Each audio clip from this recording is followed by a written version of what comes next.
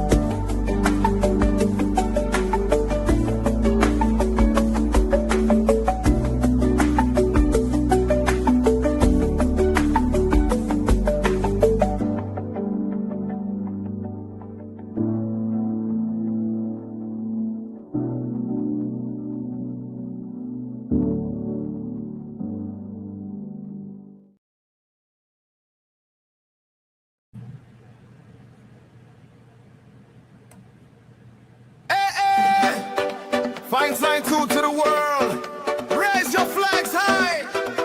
This one is for Guyana, for Mashramani, for Jumo, Primo. Yeah! From Georgetown streets to the world we roam. Bold and arrow, it always call us home. Through every season and every stage, Jumo carry Guyana from age to age. Sing for the people, sing for the land, waving the flag with pride in his hand. Through every carnival, every fete, rock like Guyana could never fail. When the drums start beating and the people start moving, every race and every creed, together we believe.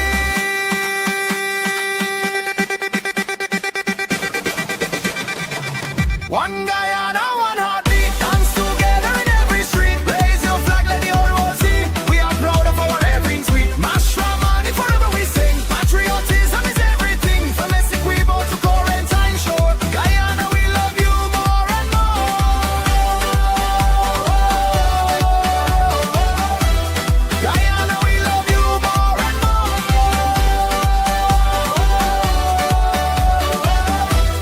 Guyana, we love you more and more. Down to 5 years and the fire still burns. Every lesson in life, every page he turned. From New York lights to London town, he put Guyanese Soca on the map around. He said, never forget where you come from. The rivers, the forest, the morning sun. No matter where life may carry me, Guyana forever lives in me. Green for the forest, gold for the dreams, white for the rivers, red for the strength in we. African, Indian, Portuguese and Chinese too. Amerindian spirit, one nation breaking through.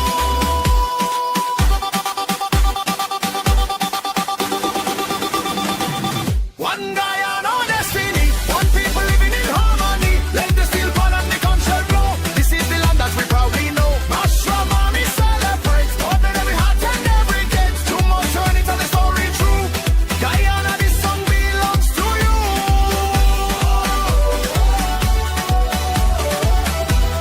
Guyana, this song belongs to you.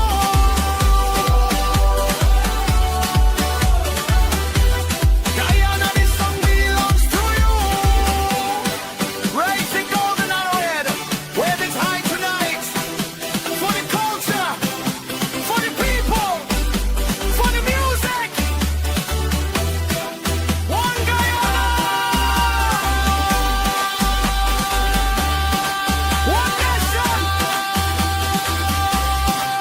one destiny. Jumo, Jumo, Jumo, Jumo, Guyana to the world.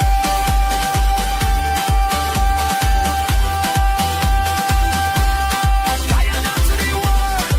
Jumo, Jumo, Jumo, Jumo, Jumo. Guyana to the world. That's right. That's right. Guyana to the world. Welcome on in, man, to the forefront today. Let me see if I can get my banner away, my media poster away, as I got an important interview here with the one and only Jumo Primo. That's right. He is live in person, and I'm taking this moment to welcome you all to CRL 365. Good evening to everyone. Good night to you. It's a late night interview. And welcome to another special edition of Forefront today. Tonight, we are honored to sit with one of Guyana's most celebrated entertainers and a man whose voice, energy, and rubber waist movements have become synonymous with Mashramani and Guyanese culture. He is a multi-time soca monarch, an international performer, cultural ambassador, and one of Guyana's most recognizable musical exports. Please help me, my people. Help me welcome the one and only Jumo Primo. Welcome, Jumo. Blessings, blessings, blessings. A pleasure to be here. You know, moments like these are very important. When people of importance reach out to expose, and give exposure to their own their relevant music. So I'm grateful to be here for the first time.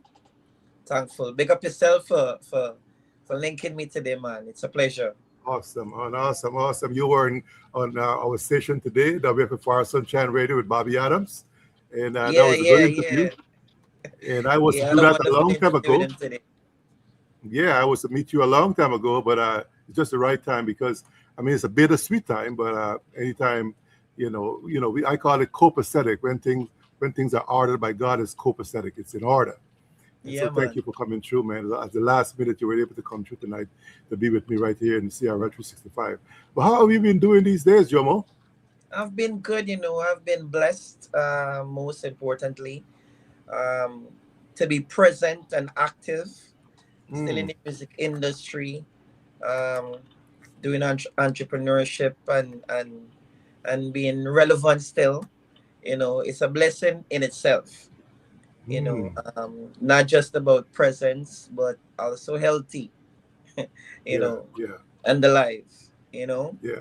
because, society today and in the world today, we're losing so much people, so every day you get up, it's just to give God thanks. So I'm blessed and grateful for every moment and every day. So I'm doing extremely well.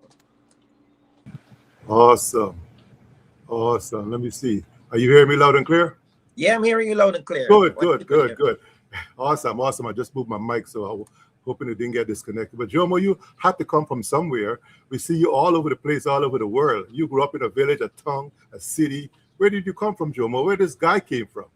Well, I actually born and grew in Plaisance. Listen. Well, let's say Plaisance is tongue still, Yeah, but yeah. A stone throw yeah, from the real deal. yeah. So I was born in Plaisance, but I left Plaisance when I was like 4 years old, Okay, and moved to Georgetown, Durban Street area, Durban Backlands, where okay. I grew up. Went to school. I started nursery school in Plaisance. Then I went to secondary school, but after moving from there, I went to St. Sidwell's Primary School. Then my mom wanted us to be closer to home, you Mm. know. So I went to Enterprise Primary School, then I went to Lush Community High School. Um, that's where I came from. So I was born in Pleasance, but grew up in Georgetown. Wow. Presently at Durban Bucklands.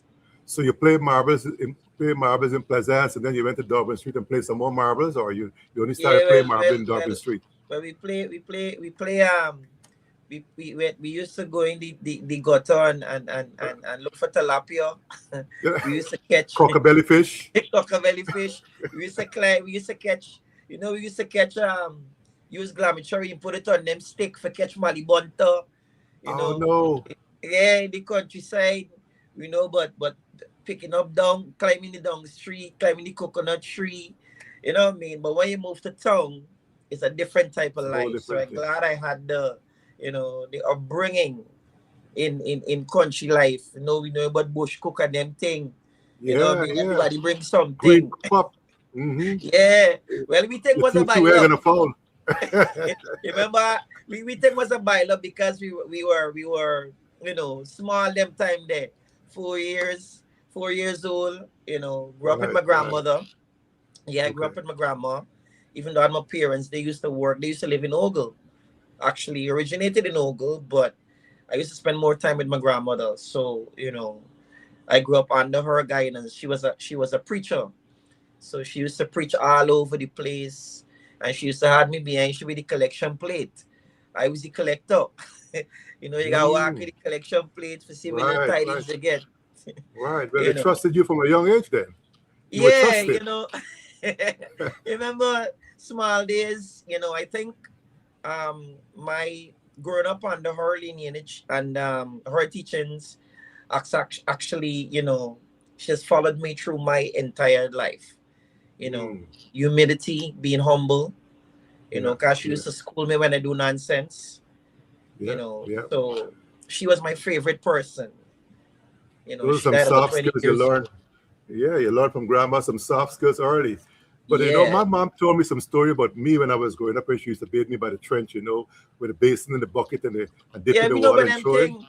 We But not know yeah, thing about we don't know about washing machine and them thing. We this is take we clothes and beat it with a beater. Everybody, if you come from country, you go by the dam.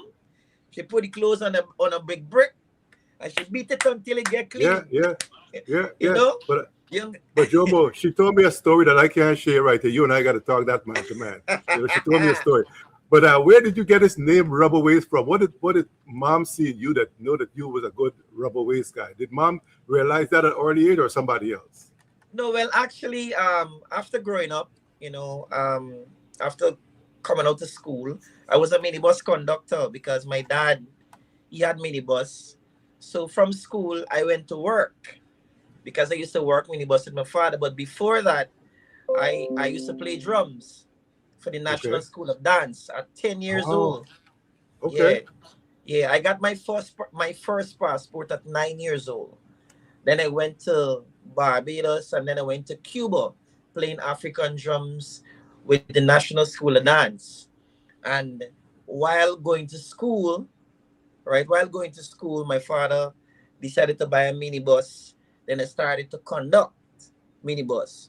So So while you was one conducting step above. minibus, You was one step above the tout because the touts are the tout and then the conductor and then the driver. So you're one step above. That's nice. yeah, well I was straight conductor. I was straight conductor. You know, from there, we went to after being in the bus world, I started developing music, the love for music. But that's from a small age. My great grandfather, his father, my great aunt, they were all musicians on my father's side. They could have played any instrument. So I think I got the musical talents from my dad's side. But Oh, I'm the only person in for the siblings who actually pick up the singing. I got my other sisters who's do a thing, try to sing. I have my brothers who are DJs. So it's a musical family I grew up in. So when I actually work and I joined Jerusalem. That's my first. That's Jerusalem well. Band. Okay. Before that, I went to the Mischievous Guys. Right, I was Okay. with Mischievous Guys because after working with my dad as a conductor, me and he get wrong at time. He accused me wrongfully and I didn't like it, so I decided to quit. So when he asked me what I'm going to do, I said, "Well, Daddy, I'm going to sing." He said, "But what singing and do for you?" I said, "I don't know what it is going to do for me, but I go in because I love music." And then from then I went to Mischievous Guys. And then I started going from band to band just to make ends meet with bands like Mingle Song Machine, Easy Right. Connection, The Boys. Mm. You know, then with those bands I started to travel to places like Canada, places like New York, and within that realm, being home as a local conductor, I joined Jerusalem, which is the band that really, give me the exposure that I needed. According So to the Jamaicans, they one said time, they brought you out. well, According to the Jamaicans, they well, said when they when I bring. was when I this when I was one day we was playing at the Guy Expo with Jerusalem band, and I was doing my rubber wasting, and like a certain reporter was there. I don't know who she was. I don't know her name. And next morning, she was doing a write up, and she said she was at Guy Expo, and she saw this guy who was moving his waist like a robot. Okay, So okay. yeah, so that is how the name came about. I didn't name myself. She put it in the Oh, newspaper, and all of a sudden, that was the name. And after touring with Jerusalem, that is how I got to meet Byron Lee and the Dragonaires. So oh, after Jerusalem, was straight to Byron Lee and the Dragonaires. okay. Jomo, for once I thought Mama was the one who gave you that name, knowing that No, you were moving your waist while you're fetching water and pushing the cart and doing that. You was no. Back whining from then, since you were my small. parents were so busy. You know, even though I had the musical talent, it wasn't I didn't really, you know, express it in that way, because I used to take care of my other little siblings. You know, I was the Okay. eldest, so I had to take care of my other siblings. You know, I used to have to um do a lot of chores and stuff like that. It's until I started working minibus and started getting into music and liking it and stuff like that. That's how, you know, the name came about. They didn't even know until I left my dad and I started singing in bands. So they weren't like always in my music career. I basically was on my own at the age of 11, even though I had my mom and dad. Was taking care of myself, clothing myself, feeding myself, you know. So it was challenging times for me, but you know, I give thanks for those hardships because it actually molded me into who I am today. Yeah, I hear resilience there, but then you're moving real fast to me because I want to know when did you, I know you were playing the drums at the early age, but when did Yeah. you know that you could really sing and you music was your thing? Well, actually, after one day, me and my dad was buying bottles, right? And he used to got me calling out the bottles. I got call every bottle that we buy. Wow. So I was tired of that. So he decided to say, decided he's going to go and he's going to buy a tape with a mic, and I have to record it. So Mm, by head I remember all the bottles. So I recorded the day I was like buying all type of empty bottle, rum bottle, vinegar bottle, ketchup bottle, you bring them in mind. And the song was going. And you know, I had friends who love music also. They were basically we used to play be on the corner singing with the all that came from that one tape, you know.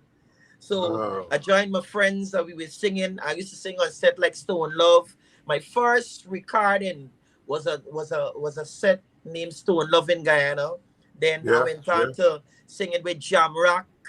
You Okay, know. Then as I did some songs with Inner City. Then my first then Stereosonics. And then okay. I went on a clash. I won the clash with me, my friend. We won the clash. So I was basically singing on the car now. But I always love music because when we come out in the morning to work the minibus, the first thing we used to put on was gospel. And I always singing it, you know. And, you know, people used to tell me, hey, you know, you got a nice voice for sing. I used to be like, me singing? You know, because I never believed, you know, in it at that time, you Okay. know. But when I left my father, it was that was the only thing that I could have moved to, and it saved me. I mean, I had the love for it, but I got the chance to express it when I started singing with Mischievous Guys. Yeah, I remember Mischievous guys practice over there by in North Rumville, Yeah, over there. Yeah, in across from Narcomville, you know. yeah, And across from at my that time family, the was Belgraves. Yeah, and at that time, well, you know, we had Delma Lynch, you know, Mayor, so rest in peace. She's the one who guided me because I used to like sing dancehall. I never used to like sing soca. I remember I just left me father and me getting no money. I got Right. I got to look for a little work. So she was Hmm. like, "You have a voice to sing anything." I was like, "But me like soca, man. I like dancehall music." You know, hey, young, you know. She was like, God, that's all I used to sing, dancehall music and them thing. And she was like, if you want to join this band, you have to sing a soca song. I said, me sing soca? I went to him. I said, by Jumo, yung nga natin for doing. Remember, you're doing nothing, you gotta look for something. So the first soca song I ever sang in my life as a cover was Edwin Yearwood with Pump Me Up. So Yeah. after singing that, She said, all right, good. You got to learn soul now. I said, man, what you do to me, man? You give me out. Yeah, she well, if you want to be in the band, this is what it requires. I went and I learned a soul. Then she make us start singing reggae because she knew the voice that I had could, transport to Transition and different stuff. different Yeah, yeah. genres. So she actually helped me to discover that I can do that and be multi-talented at the same time. So from then I started singing, and then I started doing some Marshall Montana. He had a song called "You Had a Rubber Waist When You Wine." And one time I rehearsed the song, and we went to Palm Court to play. So after I was doing the moves, I see some women looking at me like crazy. Remember, I smile. I still 13, I still 14 guide up them time there. It was Right, like, right. why these women watching me so? But I didn't know what I was actually doing at that time. Even though I know I'm singing, but the performance, but when it comes to the waist and stuff, it's after actually getting the name Rubber Waist, I started creating my own wine. I had wines like Clothespin, I had Uh-oh. wines like Talk to Me and all these kind of things. And that is how I became the Rubber Waist of Guyana, and actually became well known for that. Because Wow. that is basically what propelled me as an But what I what I individual. what I heard from that was somebody influenced you. What was the name again? Was that a forced influence? Marshall Montana, of course. Yeah, And the lady who encouraged you to sing soca, what was her name again? she was Delma Lynch. Delma Delma Lynch. Lynch. Is that Yeah, one of your first influence? Anyone else before her that influenced you she to was get the into the first. singing? She was the first. She was the first Delma Lynch. because you know um I took the chance to leave my father, leave conducting, and went straight into a band because my friend Baliz used to sing in the band at the time, and he was encouraging me to come, but I never, I was afraid of crowds and all these kind of things. But after push come to shove, I did not know where else to turn, so I had to turn to music. And Yeah, from yeah. the time I joined the band, I've created my own space, my own identity, as an entertainer, and from that I keep improving on it until this day. Wow. But Jomo, if you hadn't gone that route to be a musician, recording artist, what profession you think you would have pursued? Honestly, I don't know. I don't know because after how I grew up playing drums, I was a little bad boy at a certain time. You're going through the menopause age, and Mm, but I never allowed it to lead me down the wrong directions. Even though I was with friends, I never allowed myself because of my parents, how strict they are or strict they were. You know, they actually helped me. So from it was always music because there was the drumming, drums, all right. and from drums straight to the microphone. You know, Okay. so music has played, has molded me until this day, and it was the greatest choice that I've made because I don't know where I would have been if it wasn't for music. I don't really like doing anything else because music actually saved my life, and it gave me everything that I have today, and it gave me a place. That's why we're even speaking now. So, Right. it was always music. The first time you held the microphone, what was your fears? Well, the first time I held a microphone, even now I just shake when I hold a microphone. It's Shake in a good way to move your waist, or you shake in fear? no, like nervous. Listen, you see when I gotta go on the stage, I used to be walking up and down. Even today, I've never lost that. Every artist, most artists have a thing that they do. Some like eat fruits, some like drink, some gotta take a smoke. It's like building a head. But for me, Right. I don't drink and those things before I go and perform. I like the natural state. So I would walk up and down. I would can't feel my knees sometimes. How the nervous system is be kicking in. But when they announce my name, and you hear the sound of the crowd, wanting to see her, it is do just do whoop and disappear. So up to this day, that fear is always within me. You know, that little nervousness always, even today as we speak. Wow. Let me take a little time, Jomo, and you can help me do this to welcome some of our viewers. I see my godson is here, Malcolm Nelson. He's in Georgetown there.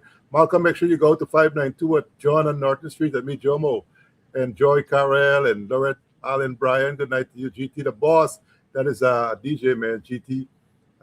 Celebrity Mikey? DJ. No, he's DJ GT from Celebrity Family in New Jersey. Oh yeah. Big up celebrity family, man. Big up. Yeah. David Ormanstein used to be at Customs, and Glenna Jillian Bailey used to be my neighbor there in West Coast of East. So folks are coming in. Let's say good night to them. Welcome all of you. This is Jomo. Check your microphone. Your microphone is out a little bit. Good night to everybody. Good night and welcome. Welcome to the conversation.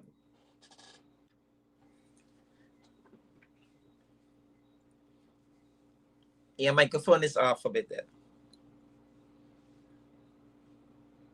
It's not in as yet.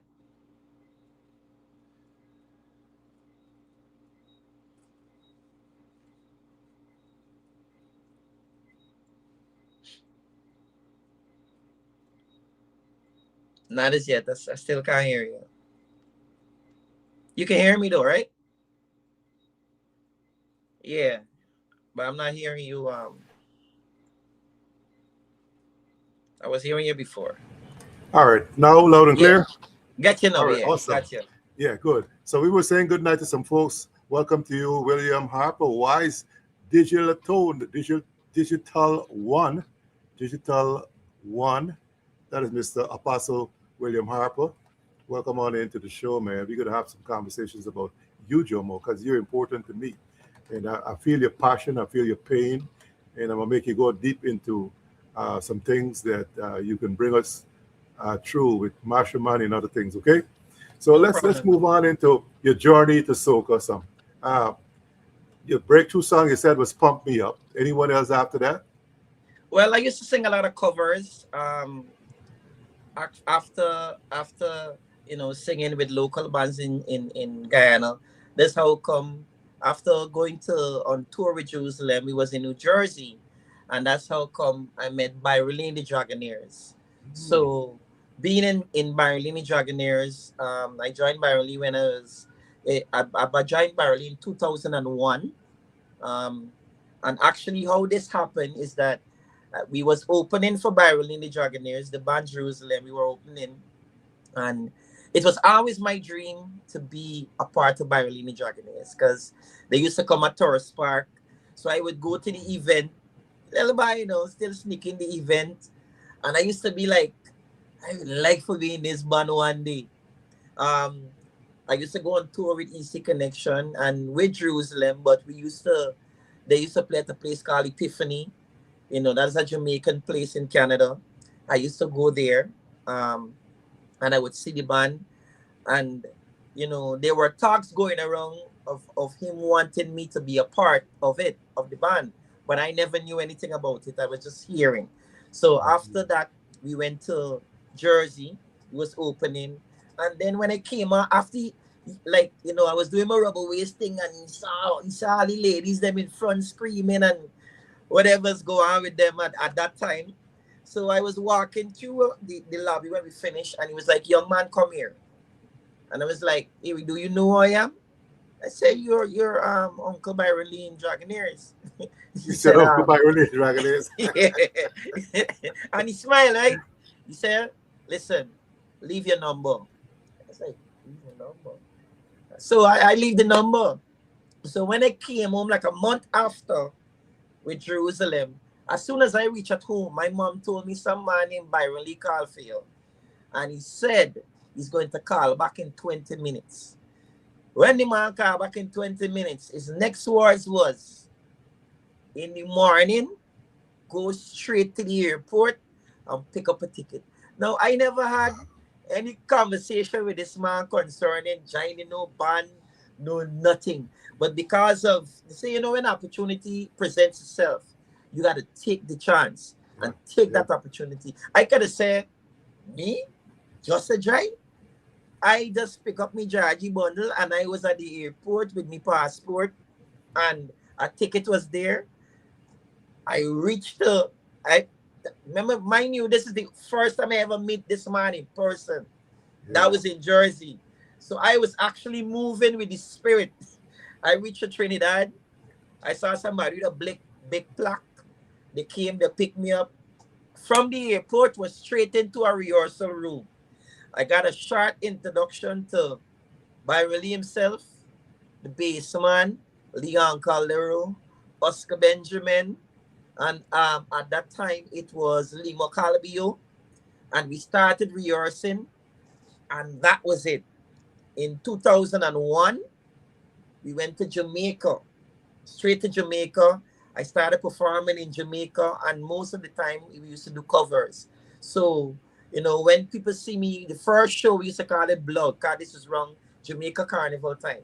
So after the Jamaicans now saw me for the first time doing my rubber waist thing, it was like madness. But at that time, there was Leon Caldero, who was actually the white man for Byron Lee and the Dragonaires. Okay. you know, Mm. Leon was the white man.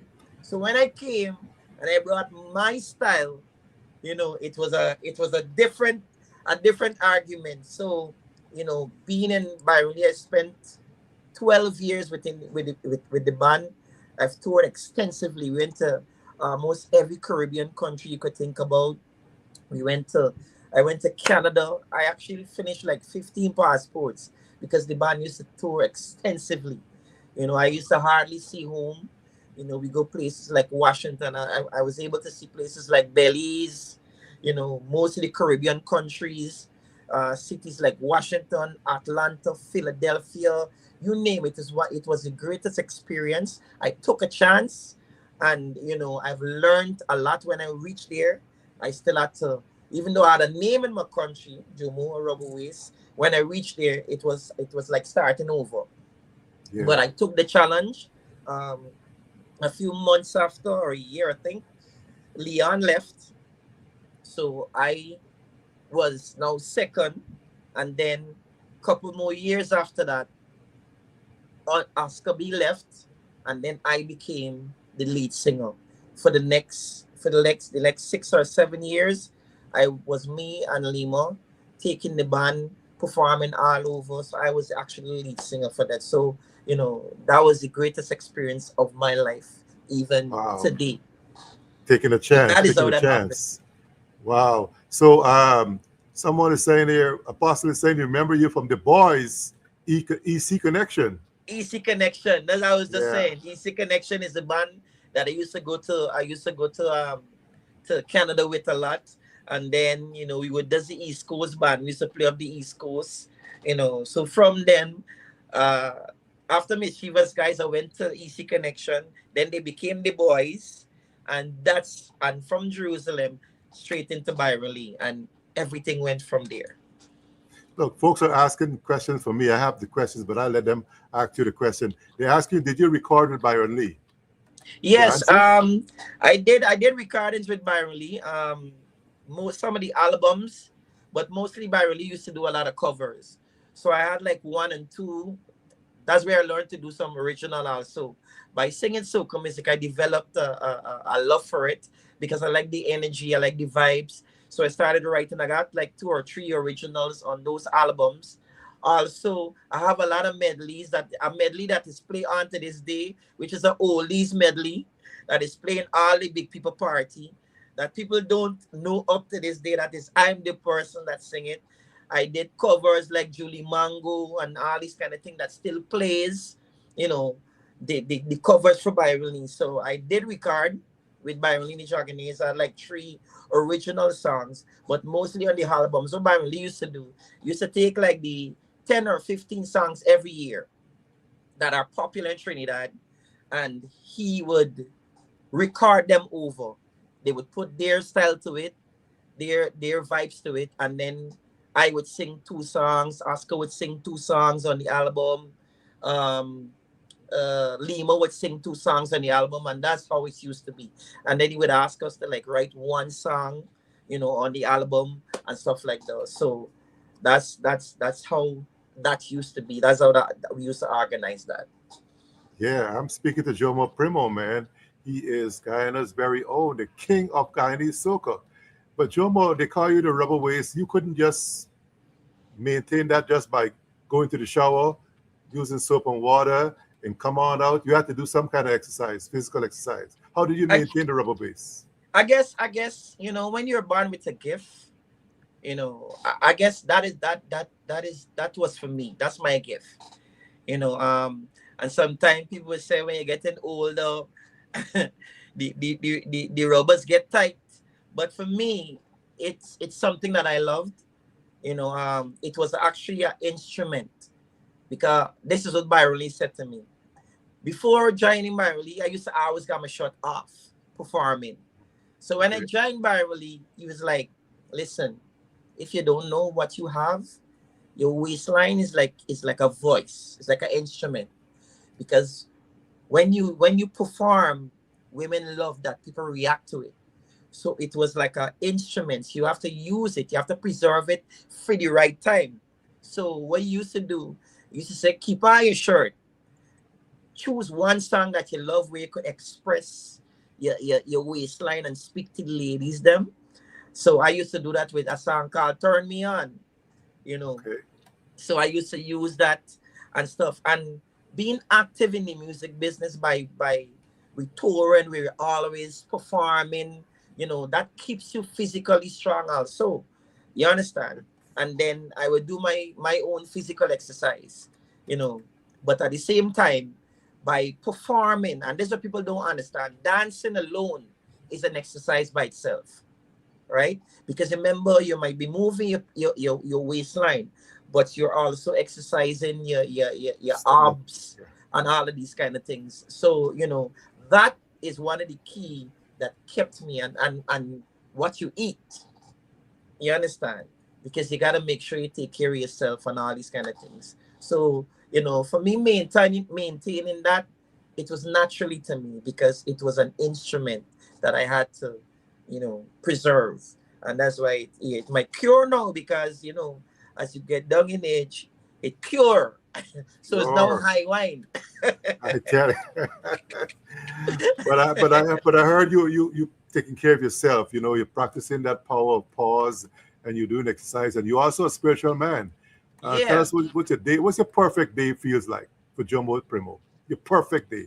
What you hope it to be, or what is it like for you? A perfect day. A perfect day to me is well, I had to develop a perfect day because they don't really have perfect days. Because sometimes you get up in the morning with one mission and you end up doing something else. And then something comes along the way. So to create that perfect space for me, I had to learn something called ignoration. It's a word I make up. Okay. Yeah. It means ignoring the Ignore. negatives, Okay. right? To remain positive because there's so much things that can influence or inject negativity into your day. Sometimes you get up feeling good. As soon as you go up on the road, you get a phone call, somebody telling you some nonsense. At the end of the day, we react to things that people would say or do. You understand? No, it's not that it's not important, but you have to not let it be more important than what you have to do and Yeah. your day. You understand? You can't allow that to influence everything that you have to do. That's how your days become crazy. So for me, I had to learn ignoration. Sometimes when you ignore certain things, people say you don't care. But it's not that you don't care. You do care. But what you care more about is your peace. Because mental health is very, very, very serious. A lot Yeah. of people Yeah. don't understand. Mental health is very important. Spiritual health also is very important because we live in a negative society. So for me to have a perfect day, I have to stay away from most of the negative things that I used to do. I do them no more. You know, not as much as I used to. I totally stopped. But at some point in time, you have to choose a path, right? So we have the negative, we have the positive, we have peace, which is more important more than anything, right?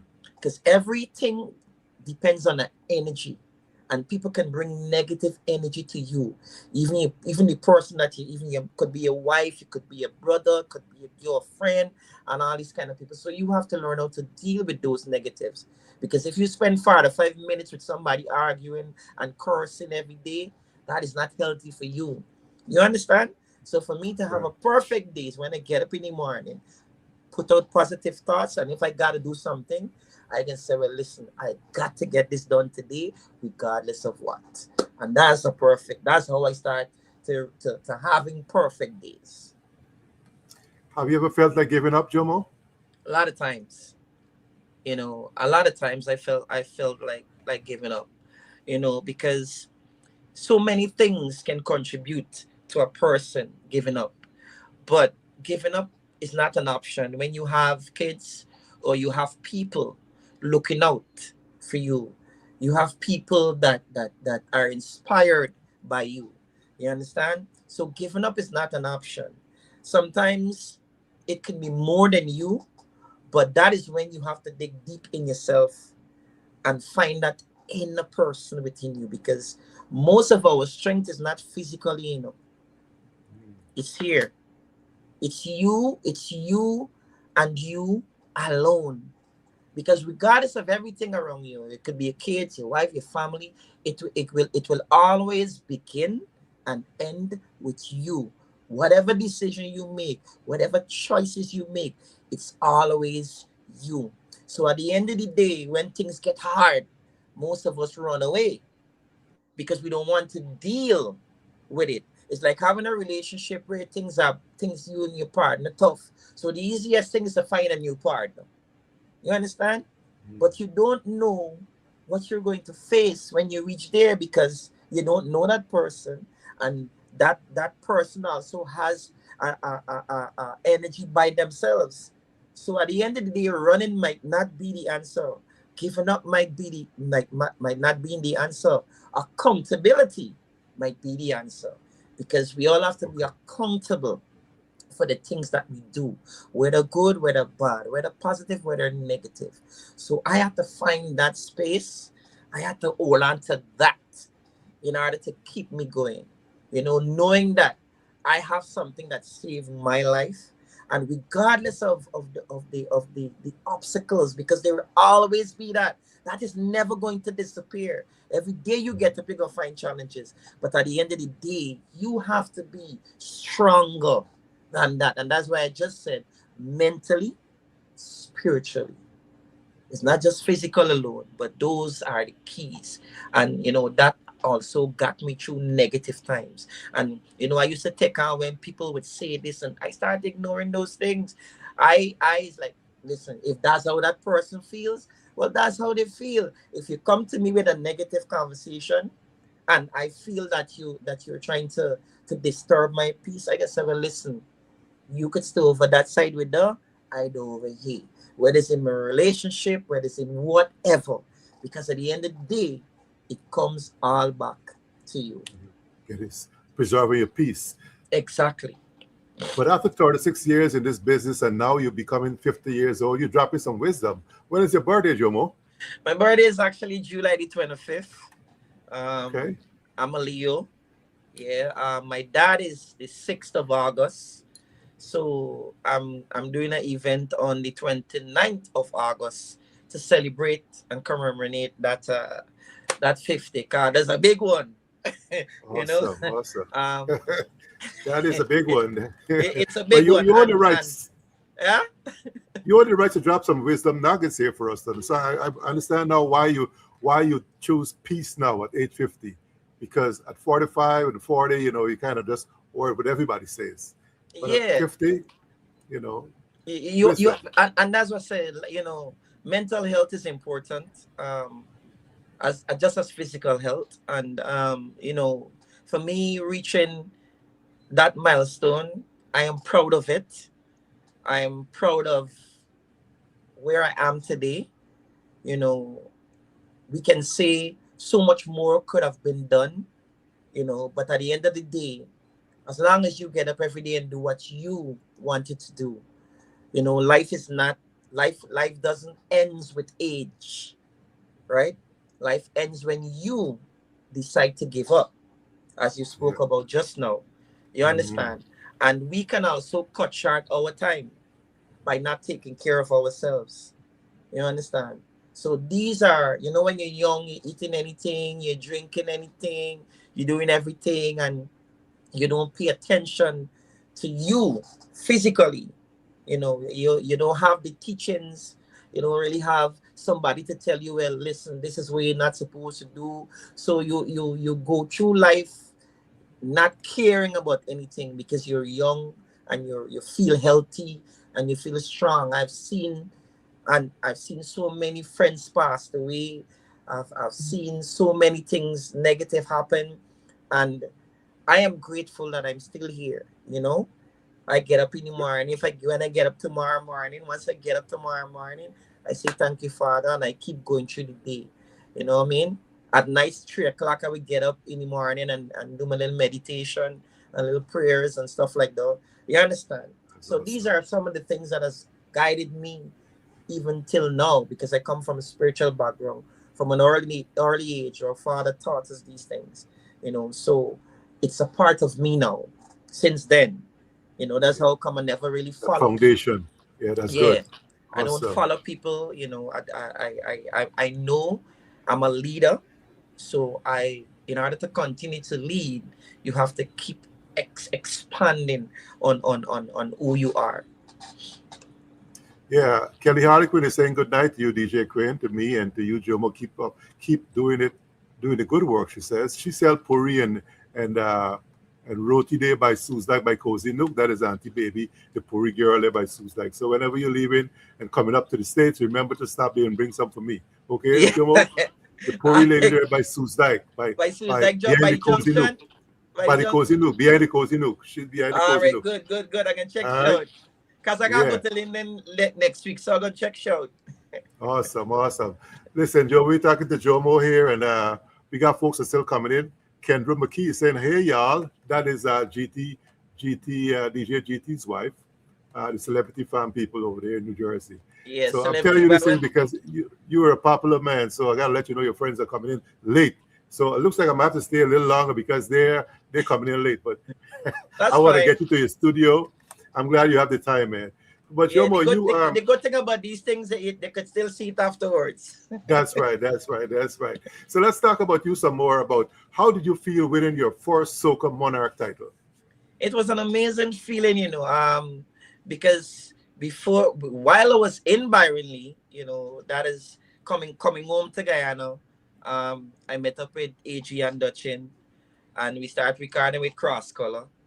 And you know, our producer Mark, he basically I was going in the studio. Adrian was coming out, and he was like, why did we all do a song together? So we did a song called Crazy, and when we did Crazy, that was a different experience by itself. You know, it blowed up. We became times two. We started doing shows. I think that was the creation of a different chapter in my Yeah. life that led me to being a solo artist now. So Adrian used to do a lot of he used to basically take part a lot into Soca Monarch. But I never went because I used to think, conflict of interest is my part now, and competing against him, it's not. Even though I had more experience, by Right. being in Byron Lee and stuff like that, so at one time it came home and I was like, to me, you can't stay away all the time. You got to do something for home. So in 2010, I did my first Soca Monarch with a song called One People, One Nation, One Destiny. Mhm. And I won. I That's brought, good.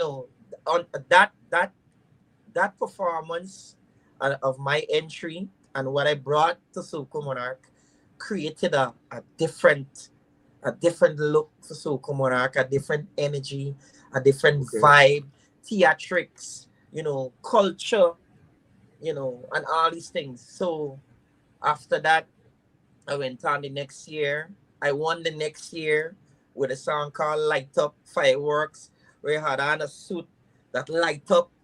Then I Mm. went on the next year. They give me second. Then I went on the next year, being third. Then I went on and then I win. I come back and win again. And the second Soca Monarch is when Adrian left.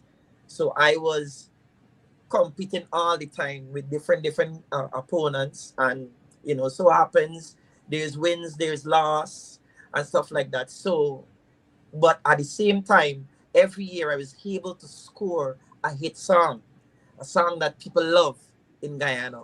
So when it comes to Mashramani, from kiddies Mashramani, from the kiddies mash to the adults mash on the road, you used to hear Jumo, Jumo, Jumo, Jumo, Jumo, Jumo all the time because I had the Mm. most hit songs. Even for the children, they used to play my songs a lot. So that gave me also a household name and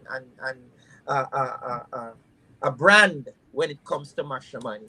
So the first ever banks, but the first Soca Monarch wasn't Carib, it was Banks DIH when it Thanks. was Okay. Groovy Soca Monarch, and that was in 2007. And that is when I won my first Groovy Soca Monarch with a song named Push That Bumper. So from that, I joined Birally, going up and down, up and down, up and down. And in 2010, decided to join the Carib Soca Monarch. And that was history. So the first one with Banks was amazing, the experience, and I get a love for it. So, and I brought something different. And that is why up to this day, that I always say once I go on that stage, you would always have that support. Seven plus one, eight, Jomo. Is that Eight. correct? Yeah. Wow. Which one meant more to you than the other? Which one meant the most to you? Um, Trumpet. Trumpet So, meant the most because the year the year before that, I had a song called Tribute, where I was paying tribute to those before me. People like Yoruba singers and these people, right? So we went overtime. So many things went wrong, and I end up at fourth place with a good song. So mm, I see some of the artists, them they were like celebrating because like Jumo winning too much, you know, Jumo winning too much, and so I saw this celebration and I felt like, but I just put in the work, I just work hard as much as any of the younger artists, you know what I mean? yeah, I was put in yeah. the work, I dedicated. So I see some of them jumping on backstage. So as soon as I reach home, I put all that pain into the song called Trample It. And when my producer said, you should release the song now, I said no. So I waited until the next Soca Monarch. And then I released Trample It. But on the time before I actually had to perform Trample It, I hurt my leg. So that's why I had to perform the song with a stick for the Oh, entire month. I couldn't walk on my leg. I go in practice, limping. And Mike Fong saw me a day and said, Jomo, you know what? I'm to your foot. You gotta do so. Come on, I'm to your foot. I say I hurt my leg. I went to the hospital. They didn't know what is it. They didn't find nothing. They didn't know what happened to the leg. But the pain was crazy. I was afraid to walk on it. Before the competition, I tell mommy, can't do it. She said, bye. You done there here already. What you gonna do? So when I saw Mike Fong said, why you don't put the in your song, boy? And I did exactly that. I go up on the stage with my clutch, and then I call on the powers of the Almighty to touch the foot, and the foot gets strong. And we wow. destroyed the stage that night, Prayer and works. yeah, I won with that song. So that's why it meant so much because of the amount of things that I've been Sacrifices. through. Yeah. So I just put it, and it was inspirational for a lot of people because the song of itself, it speaks about people fighting you down and putting you down, you know what I mean? And you just need inspiration from the Almighty to don't give up on you, keep you strong, so Yeah, that you yeah. can trample your enemies. And that's why that one was Trample. special to me. Awesome, awesome. I love to play your music, man, on all my platforms. I love it, man. You are a classic. But listen, we get into the meat of the conversation because I know you're passionate about Mashramani. I know you're Yeah. passionate about the youth, but I know you're more passionate about Mashramani. Why is that? Because most of my career, I've been with Byron Lee and all of these things. That was one phase. But Mashramani has actually made me an household name. Okay. Uh, uh, that give me a status as people say, oh, he's a legend and all these kind of things because of the contribution. And it is one of the times when I see people, Guyanese people, come together because I'm very patriotic. I don't, I'm against segregation and all these things. And matrimony is very important because it's one of the times when you're on the road, people are not fighting against each other. All the races come out together, celebrating. You would see kids on the street. Everybody want a hug. Everybody want a picture. Everybody want to be in your presence, And you're on the truck. You're seeing the display of the costumes, and you see the culture, and you see one people, one nation, one destiny. People coming together as the way we should be, Mm, with no segregation, no backbiting, nobody looking at Indian, black, coolie, nobody looking at none of these things. It's just the pureness in the heart of Guyana and Guyanese people. And that's why I love it so much, and to be able to be a part of that, contributing musically, to see people jumping up to my music on the streets, singing my music on the streets, waving after you, blowing kisses at you. It There's nothing more amazing and powerful to me than that. The appreciation for what you're doing. You know what I mean? And love for culture and country. And that is why I love Mashramani. And I'm passionate about it. And no matter what, every year I have to, even if I'm not in competition, I always contribute a song or two to the festival because I'm one of the leading artists with the most hit songs for Mashramani, you know, and every year I build on that. So it's like a hub for me creating music for our festival. well And said, man. Well said. Do you that believe though that Mashramani still represents Guyana's spirit of celebration after hard work? I at this point in time, I think it's um we've been losing that. This is just my experience because back in the day when you're going down the streets, you used to hear at least 90% Guyanese music going down the road. Now you're hearing dancehall, and people used to come out early to see the costumes. And even though we're sticking to those concepts, the acceptance of it, now you have people coming out till 4 o'clock in the afternoon, instead of coming out early to see the display of the costumes. I know we're in a different time. We have a different generation of people now, So most of the DJs, even for the kiddies mash, you would hear certain kind of music down the road. I'm saying it's good to appreciate other people's stuff. Music is such.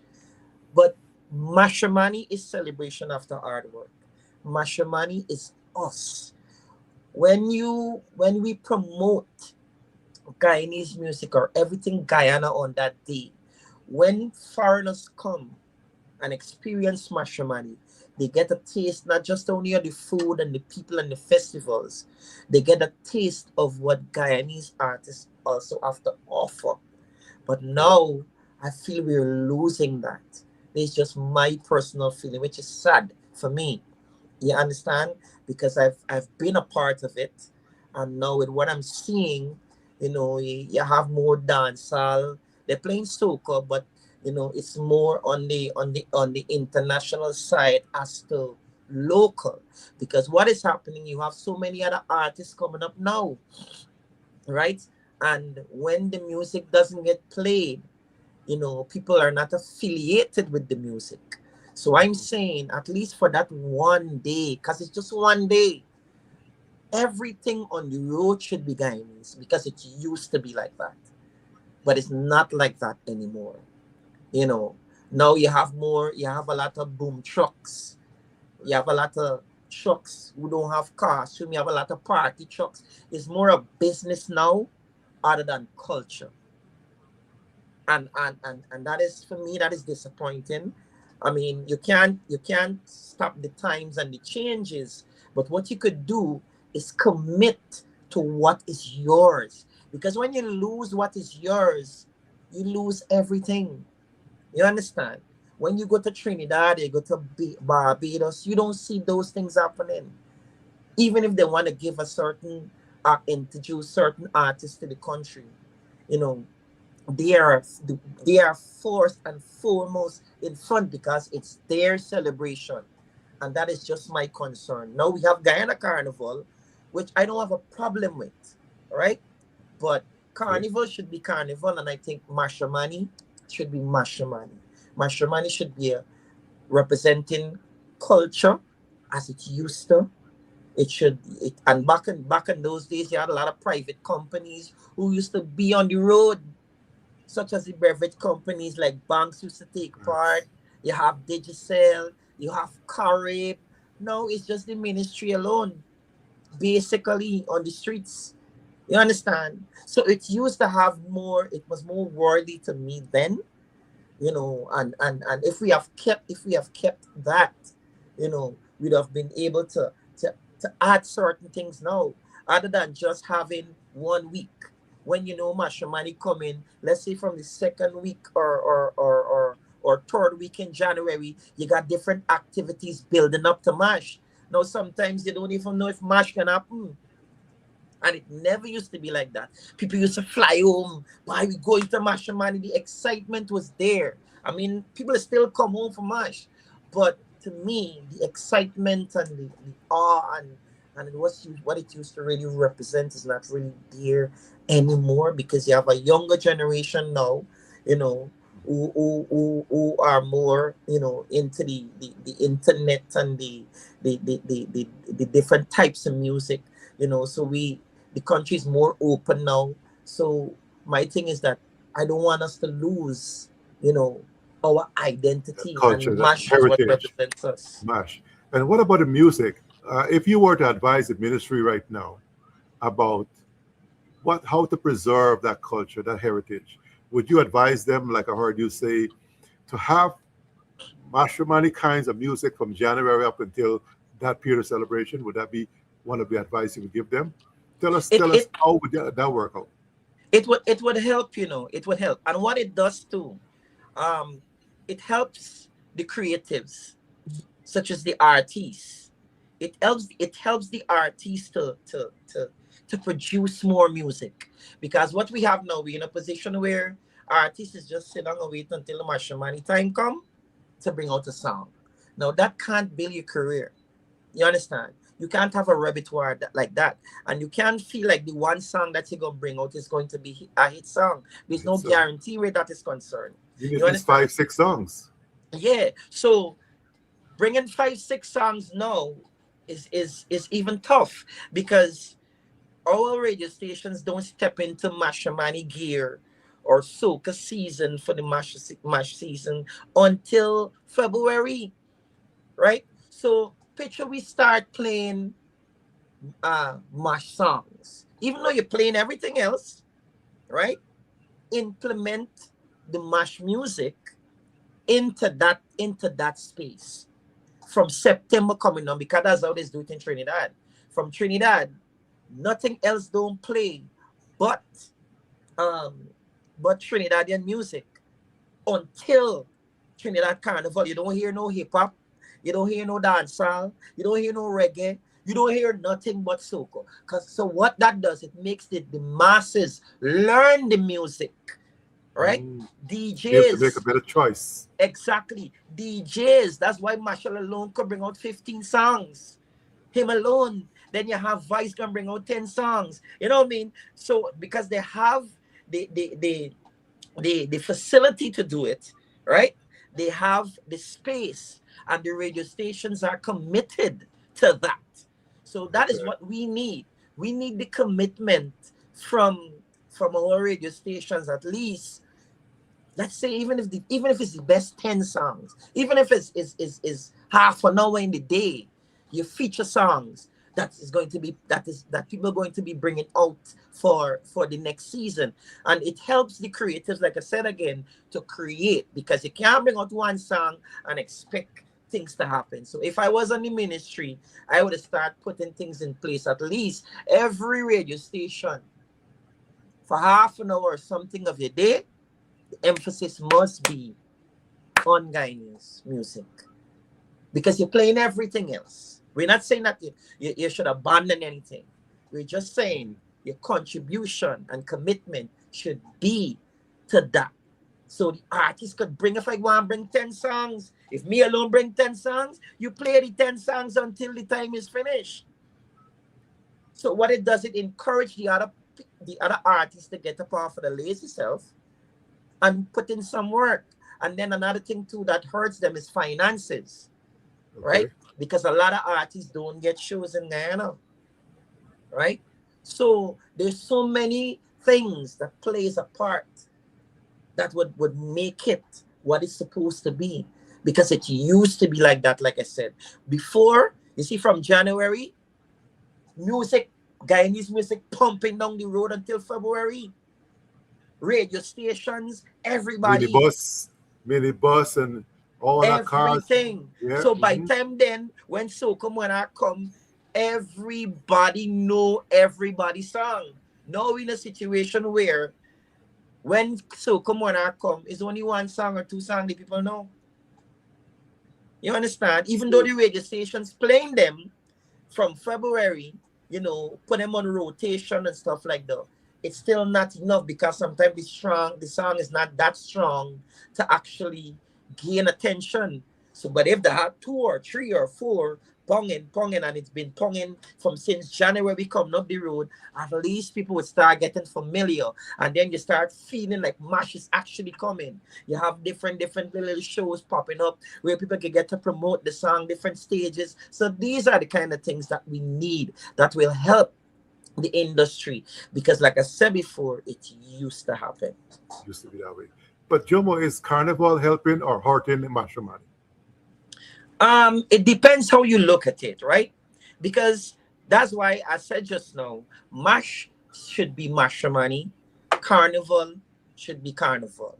Okay. Independence Weekend will always be Independence Weekend, right? Because what Carnival does, it brings people from different places to Guyana, which is what we need. So they experience Guyana, right? They experience our food, they experience so many things about Guyana. But what we are missing there also is the same thing that we're speaking about for Mashramani, having songs played around that time. Even the songs that come out of Soca Monarch at that time, it should be still pumping. So when the foreigners come, right, they hearing something different, right? I mean, because when you go to Trinidad, the same artists from Trinidad coming to Guyana for Guyana Carnival. Then those artists move to Jamaica for the next carnival. You understand? So they're seeing the same people. They're hearing the same music. It might be a different ambience and a different vibe and energy, because our culture is different, right? Which is not bad, but it is still missing that Guyanese influence musically. So I wouldn't say it is hurting Guyana, because it Mash, because it contributes to the economy. It contributes to Guyanese, so it works. That is why Mash supposed to be treated different. You understand? Okay. So that's how I feel about that. Music, Jomo. We're talking music. We're talking about you. Music has always united people, Jomo. are we becoming less patriotic as a nation in Yes, Guyana? yes, we are, because there's so many things that are destroying the unification of us. Um, we have so many new artists now who are doing excellent, talented, doing good music, but then we still have this breakdown in exporting the music. It's like we have um, so many Guyanese communities out of Guyana, right? And let me give you one instance. I was just at the Independence event. I New performed York, for the Brooklyn? Independence in New Year in Brooklyn. I miss you, man. I had to leave early. I missed that. Yeah, it was awesome, man. But one of the thing is, this is Guyana's independence, right? While on the road with the trucks, the main truck, not one Guyanese song was played, right? Till somebody have a Guyanese woman was arguing and she was rowing with the DJ. Now I'm saying this is our independence, right? Mhm. There's so many artists in Guyana whose music is known. We have Omaya Hall and these different artists now that has good music, right? Now, if you're not patriotic enough, if our music is not played in the communities out of Guyana, that's that in that diaspora, it doesn't help us, right? Because people that say Guyana don't have no artists. Why they would say that? It's because even in our communities, we don't be exposed. You understand? So I was like, in our community, we have to be more patriotic. So while I was performing, people are going to be familiar with me, right? Because of the years in the business, and when I was on stage, it was a new set of Guyanese, young Guyanese who have Guyanese parents. You understand? Now this is the forum where you introduce us to the new Guyanese, because some of them never went home. You Yeah, understand? yeah. So if in those communities like the Guyana Days and everything Guyana, the DJs who playing in different parties would play 2 or 3 or 4 songs, not just dancehall song, but the soca songs. Them people will get more familiar, right? But all they're hearing is songs from different places. Now, this is not to say that we shouldn't, right, take part in promoting other people's music. But I've always been saying this for years. We don't get the same appreciation from those people, because a lot of times you go to Trinidad and these places for carnival, you don't even hear one guy on a song. And even though we might be on the same rhythm, I'm speaking from experience. This is not being hateful. This is factual, right? I've sung on rhythm from Trinidad that my song might be a little bit better than the others, but when you listen on the radio station, they're not playing my song. Okay. Yeah. They're just playing their people's songs. But Guyana, we show love to everybody else except our own. And like I Mm. said before, I will say it again. It never used to be like that. That's how people knew Adrian. That's how people knew me from back in the day, because the music used to be surrounding and played in the communities, but that don't happen now. So that is actually destroying. But what I could tell you though, you see on the chutney side, at this point they are the strongest and they have the strongest support, Yeah. because the Indian people, they always doing something. They always have a birthday. They always have a wedding. They always have something, and they hire their people to Ravi perform. and yeah. Hmm. You understand? So they are more stronger than us, because even in the Indian communities in places like Queens and Canada, they are very popular and very big, because you know why? The people support their own, Hmm. and that is where we don't have that kind of support which separates us. You're dropping nuggets, man. You're dropping. I'm talking to Jumo Primo. He is the king of Guyanese Soca. Jumo, I know we look forward to Mashramani, but are we celebrating Guyana enough after Mashramani? Um, well, as I would see, the government is doing as much as they can, but doing as much as you can is not the same as doing all you can. And all you can comes from everybody being a part of it, right? It's not just the focus on infrastructure or the focus on different on other things, but parties. We have a lot of parties. There's a lot of things that used to happen in the streets don't happen anymore.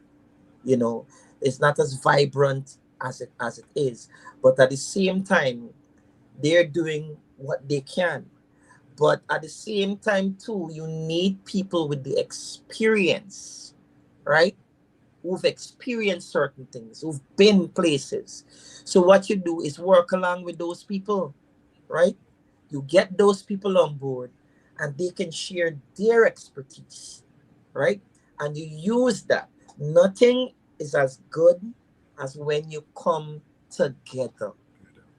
And we said that before. And that is where, you know, Guyana has so many things, but it's only when we drop when they hear about the oil, everybody knows Guyana.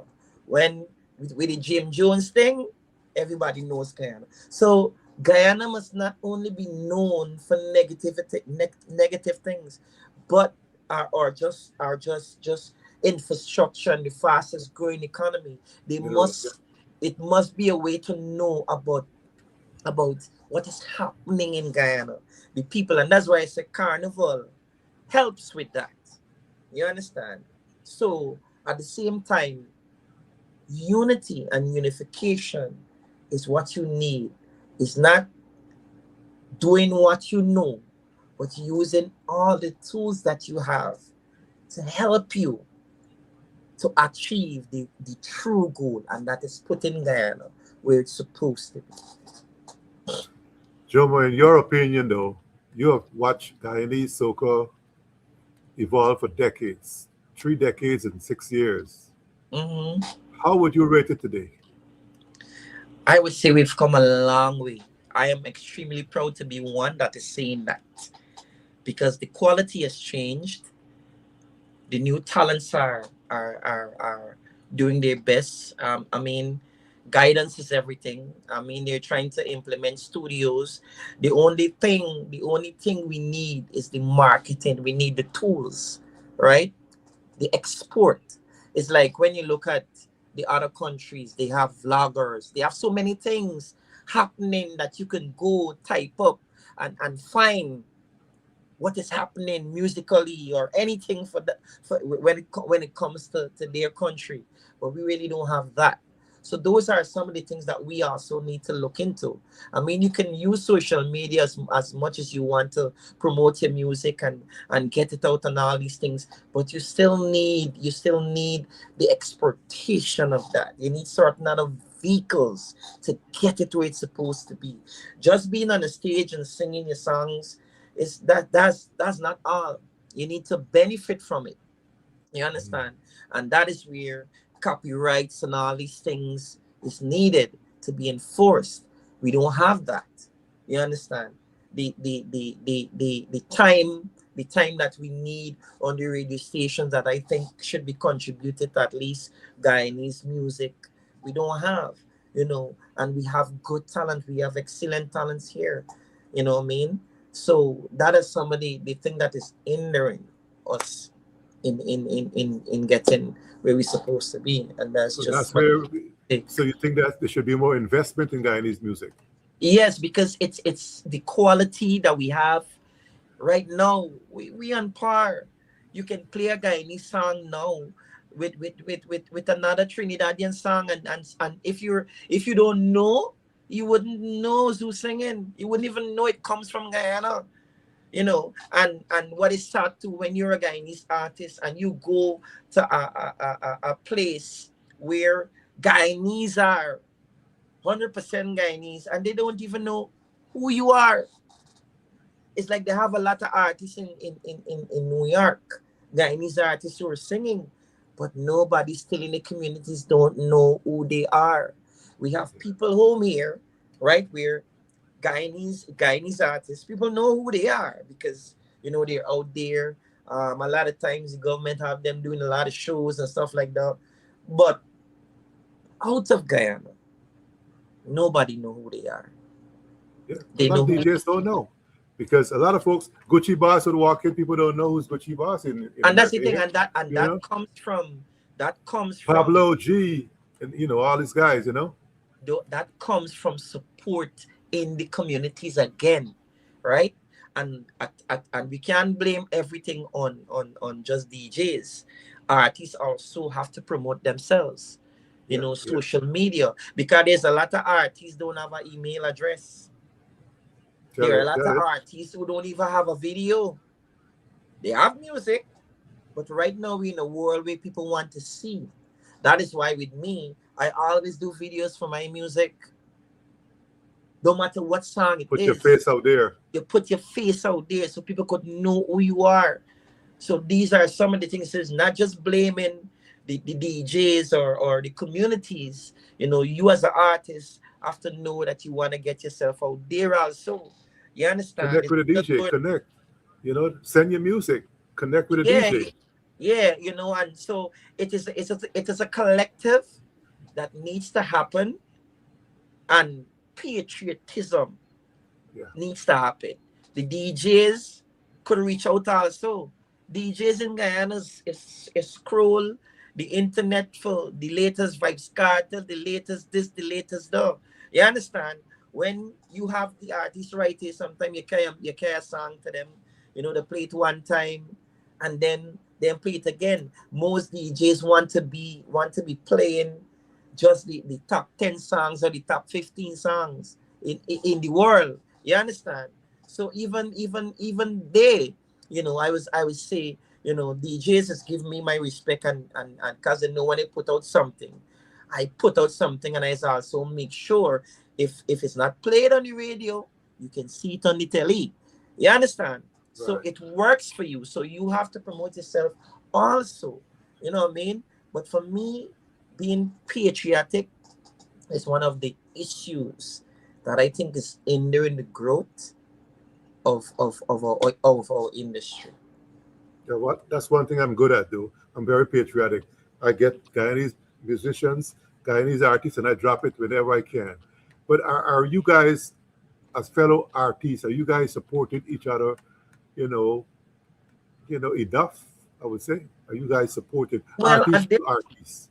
at this point, there's a big split, and I'm being factual. I don't have no apologies, or there's a big split. You have the one Guyana, and when they have the one Guyana shows, you only seeing a certain artists on the shows, while others are left outside. You understand? And that will bring, you know, that will bring, you know, this unity between artists, because, you know, I don't think that it should be that way. I think anything to do with politics should stay out of arts, out of music, out of anything when it comes to arts, right? Because there are people who have been here before me. There are people who've contributed and and and and and, and dedicate themselves to the craft, so that the younger ones can even enjoy what they're having. I don't have to be an affiliate to to to to to get anything. I am a Guyanese. If there's an issue that I feel that I should speak about, I should be free to speak about it without being disrespectful. You understand? And that shouldn't say, well, I'm against you or I'm against this one. You understand?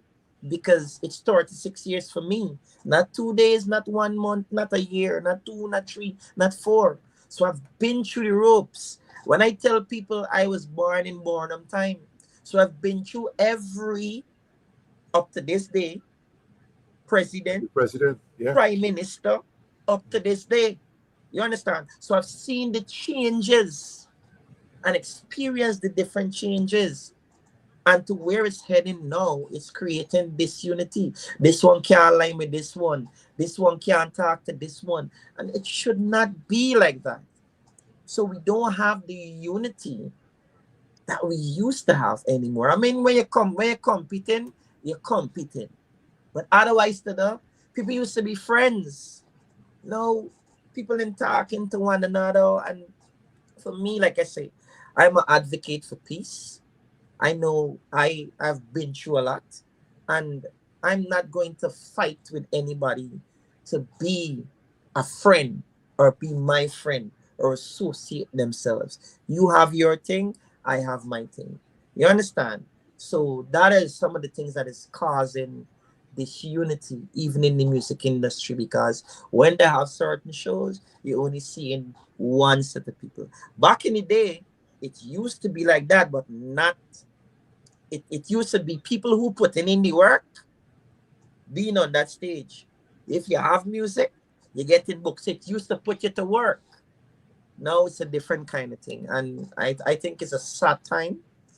And it's sad. It's very sad when it comes to the music industry.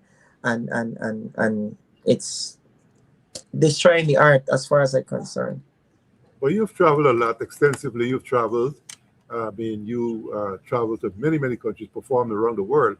Which country gave you the most memorable reception? I've been so many places, and I would say everywhere I go, because of my energy and my little charisma and my little entertainment skills, I've always been able to have a good reception. Because as an artist, your energy, whatever comes from you, is what goes to the people. You understand? Remember, when people come, they come to be entertained, not just to see you sing. And this is another problem with a lot of artists. They're just good singers, but they can't perform. So for me, my experience and coming up and having my own gift in being able to wake up the dead, I should say, has given me that. I've been in Jamaica for over a period of years. The reception there, when I go to Canada, when I go with Byron Lee, when I do shows in Guyana, and that all depends on me, because I always feed on the energy of what is happening. That's why sometimes I'll be so nervous before I go on the stage, because I have to build, you know, that energy. When I touch the stage, I gotta give them the energy. So I've always been represented well by the patrons, and I think that is only because I represent them well as an artist. Awesome. And which performance you think remains closest to your heart? Well, the closest one is not even with a band. Was with Times Two, when I actually got in an accident, and I was heading home, and the vehicle turned over. So when people, the next day, we had to do the school show, because we used to do school show back in those days. So when the vehicle turned over and people come to see the vehicle, they thought everybody in the vehicle dead.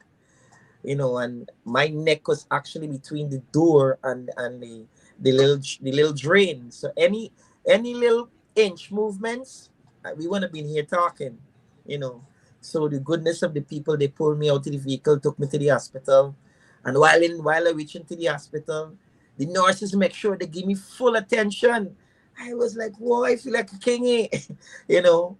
They take me to X-ray, they look after me. The nurses at Morrissey's to clear me, and while I was in hospital, the next day, because I had saline in my hand, my head had a swelling, and my feet, it was swollen from the accident.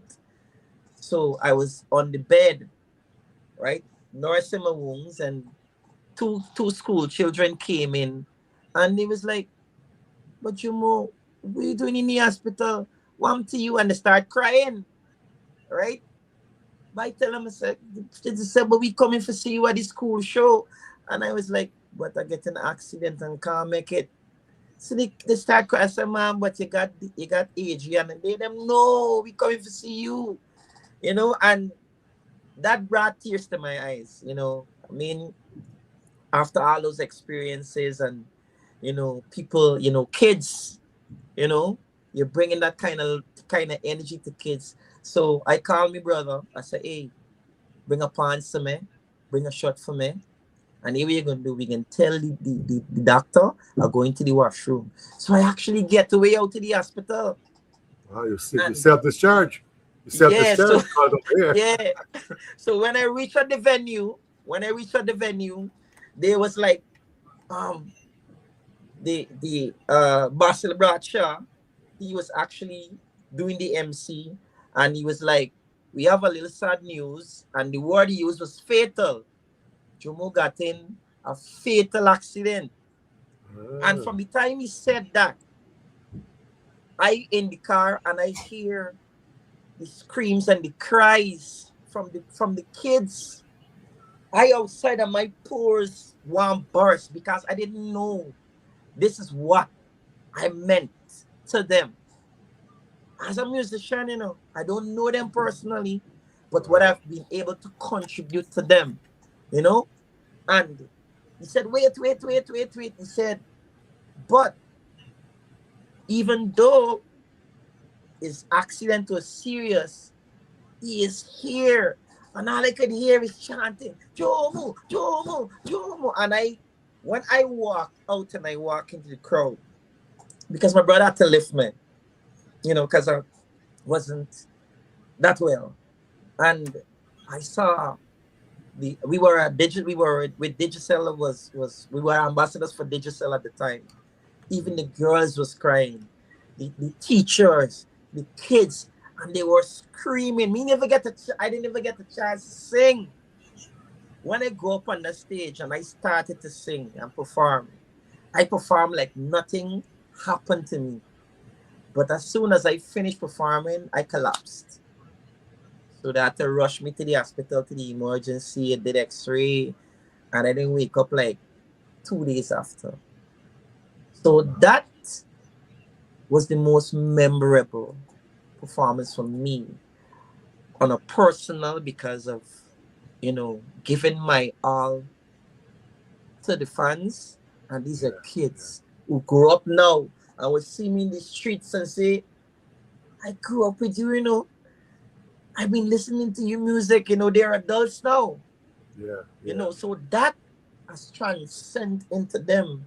And even though times two is not together anymore, people say, "Hey, when y'all gonna bring, when times two gonna bring another tune?" You know what I mean? They know me as Jumo doing my personal thing, but what the group meant to them also, the contribution that we made.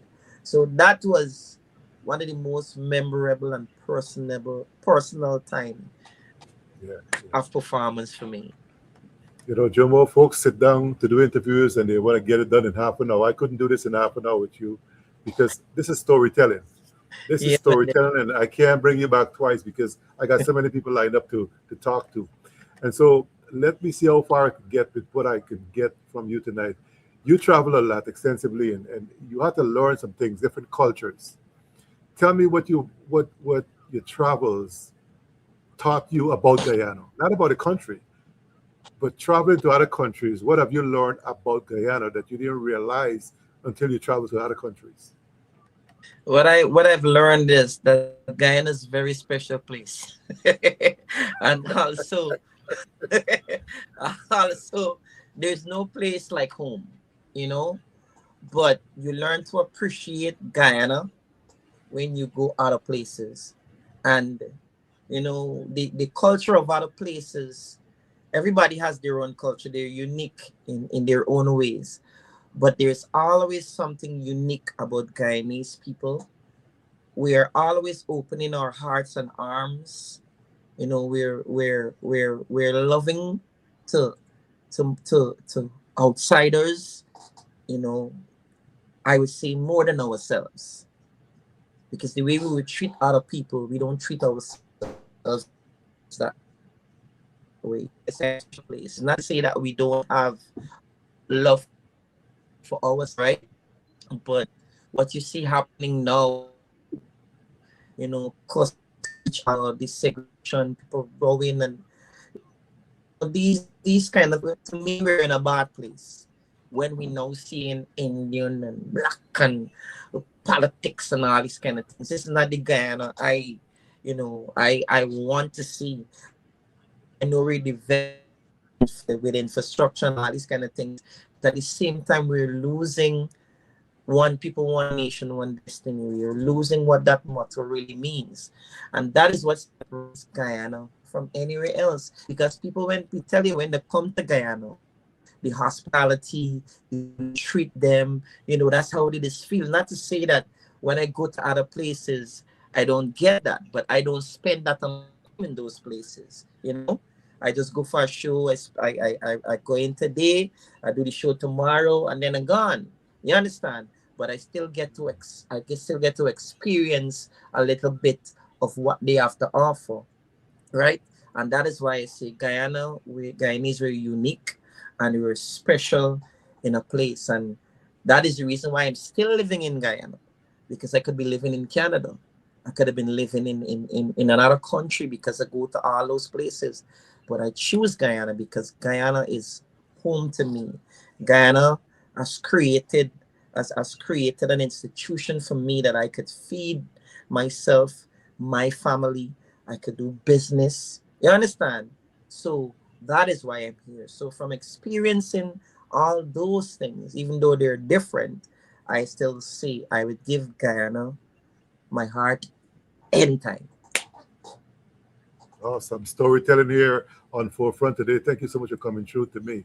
Now, my condolence to you. We have lost a Caribbean legend, a broadcaster from our station, WFFR Sunshine Radio, Oscar Benjamin. So my condolences to you. I'm saying condolences to me too, but you can tell me, because I associated with him because he worked on the station. But tell us Yeah. about your relationship with Oscar B. We had a good relationship, working relationship. He lives in Trinidad. I live in Guyana. But when we reach up, we're like family. You know, he was also a mentor to me when I came into the band for the first time. He would show me certain things. You know, I mean, I was already a performer. I had my own skills and skill set and everything. But at the same time, there's certain things I still had to learn. And he was one of the persons that was there for me when it came, because I had to fill his shoes when he left, right? So, I there are things that I do today that I've learned from Oscar. You know, I still do it on stage. And he had a charisma about him. He's always outgoing. When everybody, as soon as the plane land, Oscar gone. We could do 3 shows this week, and everybody tired, but he always gone. So that was his personality, meeting and greeting people. He had that personality even on stage. You know, he had a skill, even though when he's singing, he could able to tell jokes and make people laugh and act like a comedian. And I learned that from him. That's one of the things that I've learned, and it would always be him when it comes to that part of me performing. You know, learning that from him. So we had a good working relationship. Anytime he would come to Guyana, he would always reach out to me. You know, um, to link up with him and stuff like that. So it is sad, the situation that arise now, but it's also a lesson, to us, that regardless of how young and healthy you might feel, is Mhm. good to take care of ourselves and do things in moderation. Because when you reach a certain age, those things, all your bad habits and these things would creep upon you, Yeah. such as drinking or excessive drinking. And I find a lot of young people today, they have more substances now than before. It's not just alcohol for them. It's weed, it's Mali, it's so many different things. And what they do not know is that they're destroying themselves, you know. So even though that this is a sad time, it's still good. It's not good, it's a lesson, right? It's a lesson for all of us to take care of ourselves physically. You understand? It's also a lesson for me. So, when you see Oscar, every time you go out, you gotta take a little tips. You know what I mean? So a lot of times different things can contribute to the deterioration of our health, especially mentally also. You have to be mentally healthy, spiritually healthy, because your mental state is very important. That's like the first wave, that's the first bridge of defense or line of defense when it comes to you. Because if you're not mentally stable, you can take on everything, Yeah. and Yeah. that can destroy you, you know. So taking care of ourselves mentally. So I've made a post about him, sending my condolences to the family, and letting people who know be aware of who in Guyana who might not know him, you know, because they know the younger generation might know who he is. They might hear his music, dance to it, but they don't know, who the person is. But for those who've been with Byron Lee, supporting Oscar them when they come to Guyana, I had to create that awareness so that they could know just as I was aware. So even though it's a sad moment, for the music fraternity, I would encourage people the same support now that you're giving him, because you're seeing everybody posting him, you're seeing everywhere. When he was alive, he used to record his music, and I felt, he wasn't getting that kind of support as a musician, but he got that support as a people person, as an entertainer. But when it comes to his personal music, you know, he would, sometimes we would talk, he would send a song to me and tell me, Jumo, what you think? And then we would talk about what's going on in Trinidad. The DJ's not playing music, and so to see everybody all over the world that he was able to touch by performing with Barolina Dragonaires, you know, to see everybody showing their condolences is good, is great, yes, but at the same time, you have to appreciate people when they are around. Yeah. You know what I Yeah. mean? And Yeah. it's important for us, like I said, to take care of ourselves mentally, spiritually, physically. And this is the last day of the month of June. You just touched on a subject that I've been talking about this whole month: mental health for men. But let's touch on fathers. Why we ought to be celebrated this month of I mean, we don't mind the one day, but why we ought to be celebrated as fathers? Why we had to be celebrated? Why we ought to be? Because I know as a father, a lot of people, a lot of people don't actually understand what fathers go through. And I'm speaking real fathers. I'm speaking the fathers who go out there every day to make sure that everything is okay. The fathers who make sure the lights on, who make sure the food is on the table. We're committed. You see, as fathers, we cry inside, but we don't show it. You understand? And like my mom, when was Father's Day, she was telling a man, he was like, you see, when it's Father's Day, nobody's celebrating fathers. Not no go on for Father's Day. And my mom was like, because we make y'all. So I was like, Mom, don't do that. It takes us to make us. Because you cannot create me without my father. My father can't create. My father, mother cannot create any. You cannot create anything without each other. We both have a different role to play. Yes, fathers, sometimes we get frustrated. We run from our responsibilities, you know, a lot of times, and then sometimes there are situations that we can't even complain about, because when you speak as a man, when you speak, people would think it's weakness. You Yeah. understand? Yeah.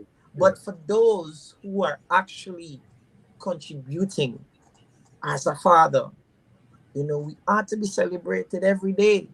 You know what I mean? Sometimes imagine going out every day, you're fighting with the boss man, you're fighting with the world. You understand? But you still have to make sure that that food on the table, and as soon as you reach home, it's an argument, it's a row, it's a no thank you, daddy, it's a no good morning. These are things that would destroy you. So if you're doing all of this and you feel like you're not appreciated, right? What it does, it steers you away. You understand? So you don't say to yourself, but I doing all of this, and what is it? You know what I mean? So at the end of the day, we both have our roles. Women are always nurturers. You know what I mean? Women are always sometimes the strength that we need also to encourage us, right? But at the same time, a lot of men feel unappreciated. A lot of men feel unappreciated. They got fellas, when they come together, the complaints that there's here, but nobody wants to hear that. You understand? So we end up as men fighting so many battles on our own. That's why men even die faster than women, because we Yeah. carry so much, right? Yes, women do their part, but as a man, we carry a lot. Because let's say, for instance, you have a wife that don't work, but you take care of the home, you take care of her, you're making sure food is on the table, you going out and face the world. Look at the men them who fight. We're going to war. Look at the men them going in the back dam looking for the goal so that they could get the money to come home and live, get a better life for the kids and the family. You understand? Working But in sea, nobody the trial of men. exactly. So nobody pays attention to these things. But conscious women do, real women do, because we have a different generation of women today than we had yesterday, right? So as a father, we need to be some kind of appreciation. We're not very sentimental when it comes to gifts. We don't even want nothing. All we want is that a little appreciation, and that goes a long way. Sometimes you come home looking despondent and you're looking bitter because you had a bad day. You know how it feels when the kids come to you and they kiss you on your jaw and say that they love you. Or your wife or girlfriend come and say, how was the day, honey? Everything was good? I know it was gonna tough, but come on, rest your head on my shoulder a little bit. We just need those things sometimes. You understand? Because what it does, it shows that your efforts are not put aside or not noticed. You understand? So I think real fathers who contribute and put in the work as being a father need to be celebrated, and that's just my take.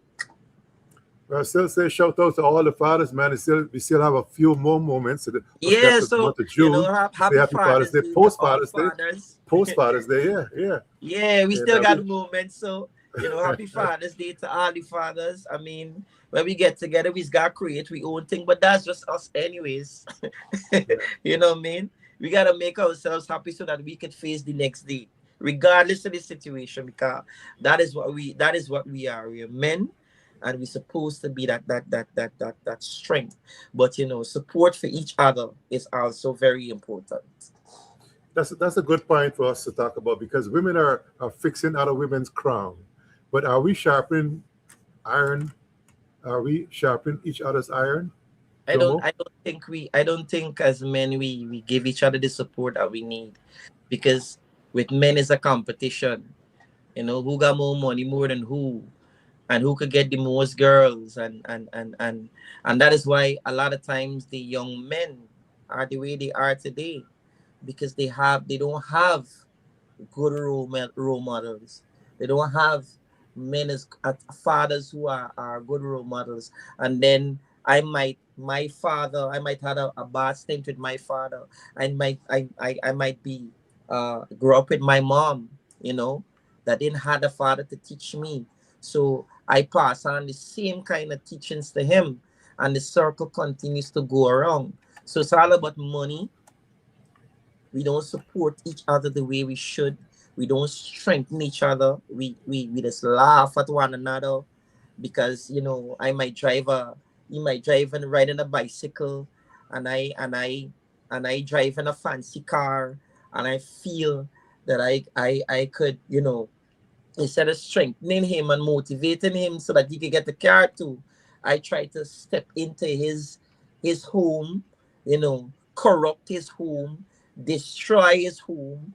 You understand? Show off myself so that I can take a wife or a girlfriend and these kind of things. So these are some of the battles we fight also. You understand?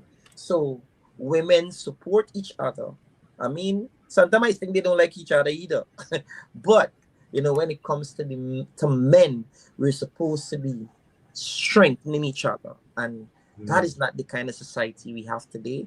And that is why our young people, especially the young men, some of them have no respect, some of them have no cares.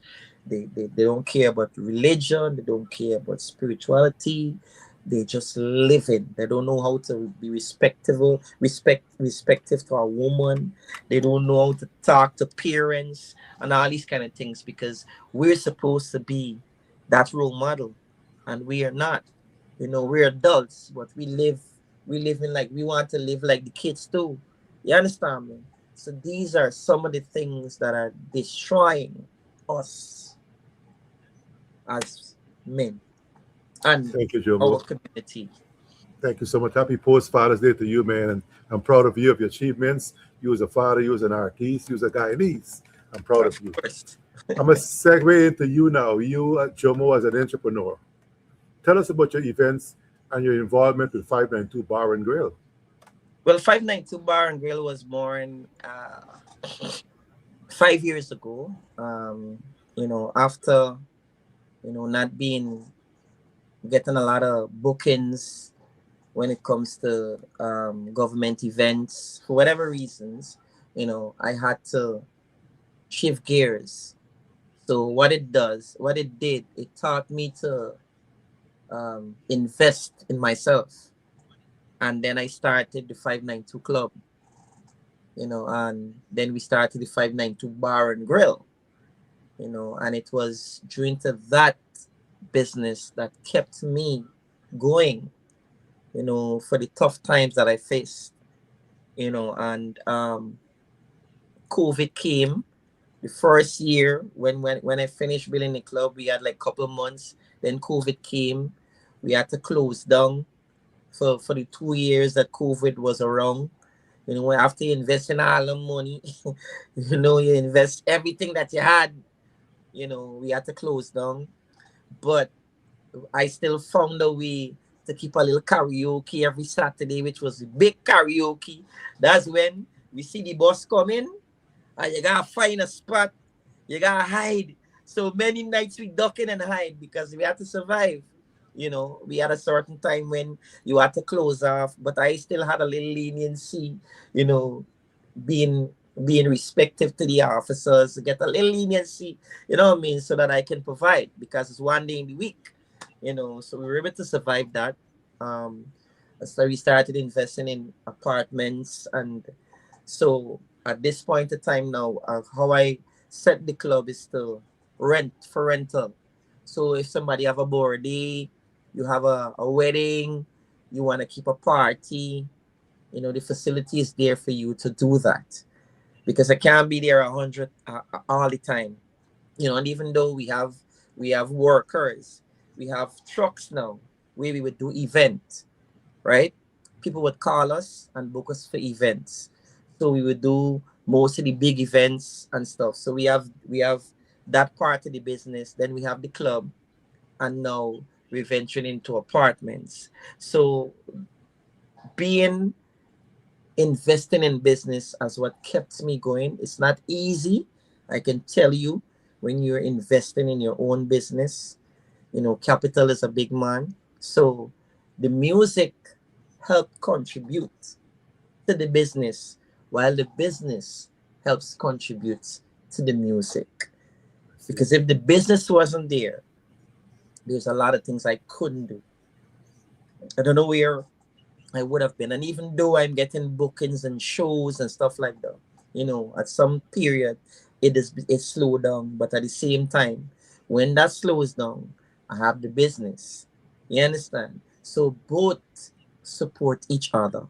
Even though it's tough at times, I'm still grateful that I made that choice, and I venture into business, because that is what is helping me. And at this point now, I want to get into actually promoting, right?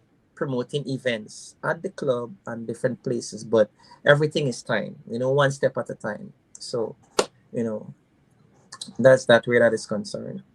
Awesome. Since you've been dropping nuggets, wisdom all night, what advice would you give to young entertainers and business about business really?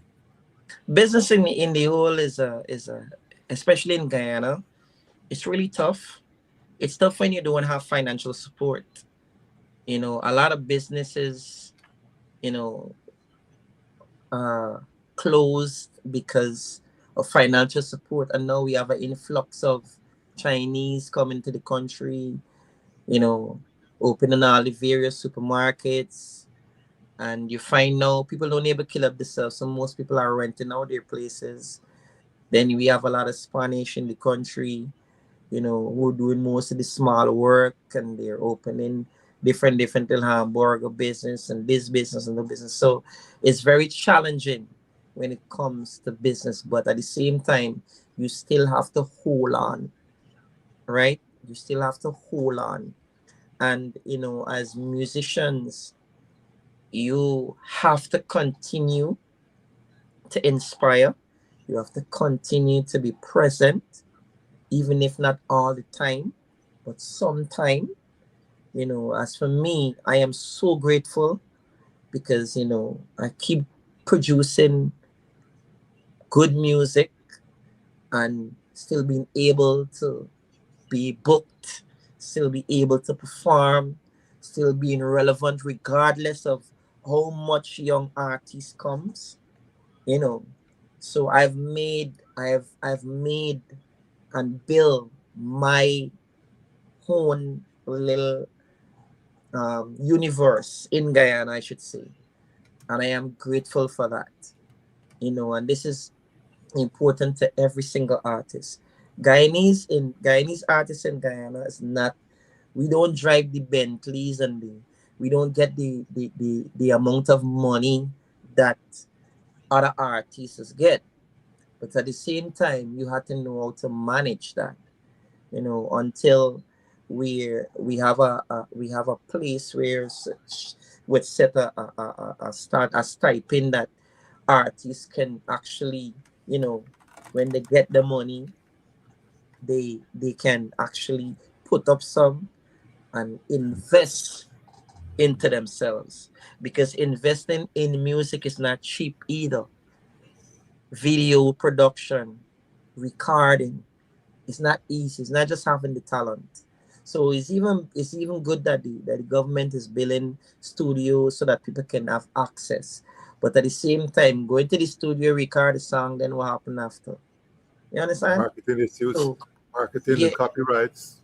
all of these things. So you still have to continue to drive and hope that things change for the better, because it's getting more and more challenging every day. Whether it's business, whether it's music, especially in Guyana. We're not on the par as Jamaica or Trinidad or these places. Most artists do a 9 to 5. You know, My 9 to 5 is my business, Yeah, and yeah. I'm glad that I could export my energy and time to me and my business. You know, so when people don't see me on the stage, they see me in the truck sometimes when the staff is not there, or they see me on the grill grilling chicken. You understand? And I'm happy to do it because I'm doing it for me. Yeah, yeah. It's my business. It's my investment. And when people come, they give the support, you know. So when they come, sometimes this is the only time they get to see me, you know. So it all comes together. It all works together for me. Awesome, awesome. Do you get a chance to sign autographs, Jumo? Pictures and everything, and it's amazing when you still have young children who know who you are, teenagers who know who you are, the older folks who know you are. And the thing about it is, it's not just about the talent. It's being able to be humble and Yeah, and be relatable. respecting Hmm. and be relatable to people. I is one artist. People could see me everywhere and would see me anywhere and everywhere, and I would greet them with respect. It doesn't matter who you are. It doesn't matter what you look like. So I would say, when I go out in the streets, the respect that I get is overwhelming because you don't hear me in no trouble. You don't see me fighting with anybody. My Facebook page, my content is be positive, motivation, because I think as a spiritual person and as a Guyanese, not everybody is into the cas. There are people who are going through so much and they need a place where they could listen to somebody to give them that motivation. So when people on the street and say, "By Jumo, I like the message we put out yesterday, or I like the prayer we put out yesterday," it's motivate me, and people are always looking forward for those things. So I have built a different community when it comes to the internet and social media, with my positive messages and promoting my music and stuff like that. So it all works together, and it helps me to be more responsible and more humble. And that is what it does to me. And that's why I would say to anybody, whether you're in business or whether you're a musician, humility and humbleness and respect to the people who support you is more important, because if you don't have those people supporting you, then it's just you and your talent. Mm. I'm a little late. I had a chance to interview Ine Benjamin, Summer Gentle, and Cortella Lewis, and now you, and I had a chance to also interview Adrian Dutchin. I'm a little late because I have to give you condolence still now to Lil Saint, Yeah, who is a yeah. Guyanese recording artist. What can you tell me about his? I never heard about him before, so that's why I'm saying I'm a not a, I'm big time late because I never heard about a young man.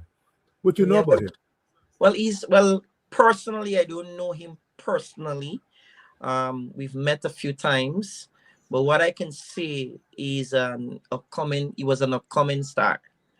You know, he used to be a lot on the social media, and you know, social media can be a really dread place.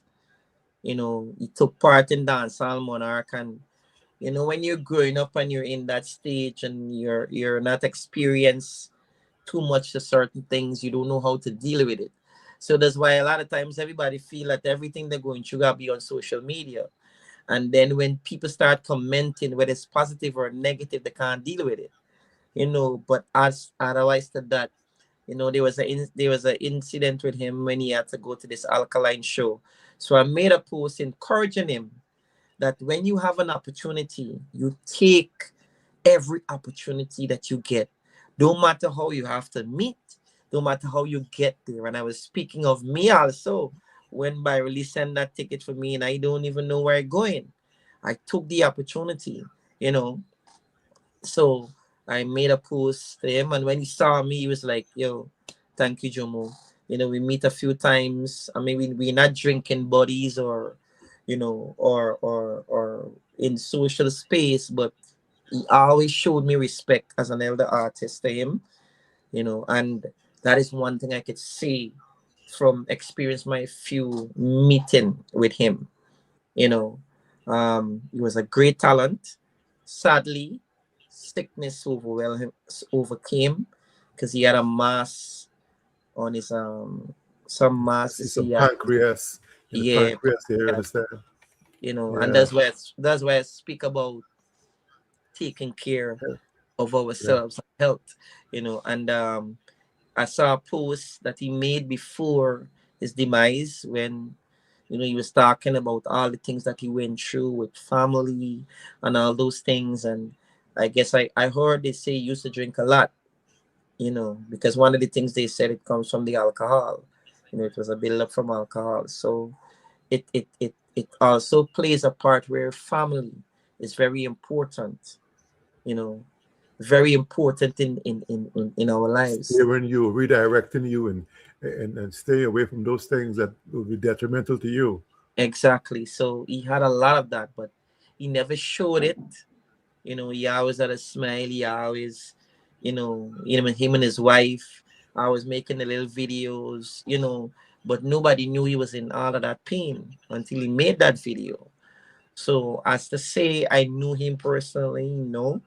But what I'm sharing with you is what I've observed, and what I'm saying to you is just the couple meetings that I've met him, and he was a great talent coming up. More to learn, but his confidence was there. And that is something a lot of people don't have, because there's a lot of people in the industry before him and nobody knew who they were. You understand? But he Yeah, was of an course. upcoming artist, and he was able to people start knowing who was Lil Saint. So that gave him confidence, and he was doing great. But sadly, this is how we have lost another Yeah, young. that's right. Once again, my condolences to you and my fellow Guyanese. But Yeah, I asked you to bring your trophies and your medallions and stuff like that, but you couldn't bring them to the studio. I had no place And for them. I know why. Because I have this question I want to throw at you. You have eight. Yeah. If you were to be like somebody I know who wanted a peace prize, a Nobel Peace Prize, and somebody gave it to them, right? They didn't earn it. I mean, somebody wanted to give it to them. But now you have noticed within the Guyana that there's some upcoming artists, some people who are really working hard and doing the best they can, and you have an opportunity to give one of your medals, your trophy, to at least three people. Who would that three people be in a village, a city, a town? Where? Who would those people? Well, I've been able to brave shoulders with a lot of artists. I was able to share, my knowledge and experience with them. And I've watched most of the artists that they grow up on Jumo. Most of them would be like, I grew up watching you, wanting to be like you and stuff like that, even though they have their own talents. And I've watched them grow into, you know, great artists. There's a long way to go. There's still more to learn. But I think Calvin Burnett would be one of those people. Calvin Barnett, okay. He, yeah, he's very talented. I think he's one of the best voices in Guyana. He's mostly, he do a lot of covers. He have a couple songs, but at the same time, I've watched him grow into an excellent artist. And regardless of situations, whether we speak or we don't speak, I still respect his talent. So he is one of the persons. And then you have Umaya Hall, who's a female artist, very talented, great, um, great vocals and everything. There's a lot of them, because if I could give more, I would give more, because what it would do is motivate them. You understand? to strive to be better than they are today, just as I still striving to be better than I am Mm. today than yesterday. But Calvin Burnett is a good artist. You have Omaya Hall, who's coming up. You have people like Tanisha De Freitas, who's also Okay. talented. You know, there's a lot of chutney artists who's also. But when you talk about names or people that is actually standing out, those are a few of the names that are standing out. Even though there are a lot more, but I can speak. And then we have Nesta, who's also talented. She just won the dance also coming out for the first time. So if I was to give my I would trophy, say I would say three, not all of them. Three, just three of them. yeah. But Three or Calvin is four. one. Yeah, Calvin is one of Okay. them. Umaya, and also, well, everybody know Adrian Dutchin already.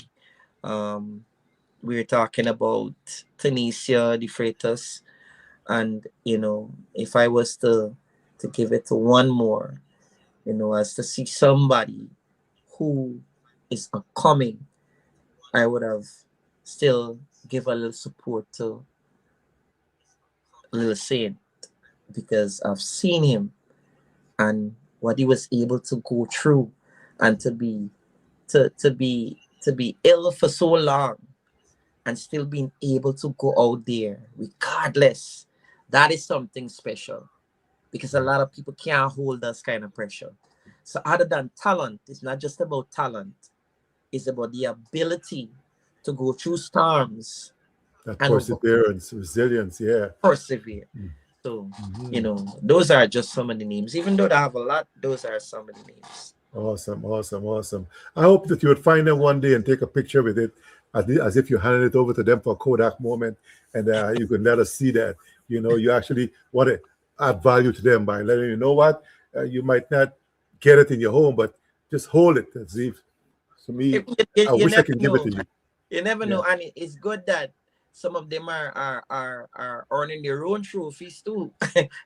awesome. So which makes it better which makes it great because they could always say, I've been a part of almost every single artist, whether it's dancehall, whether it's soca, whether it's whatever.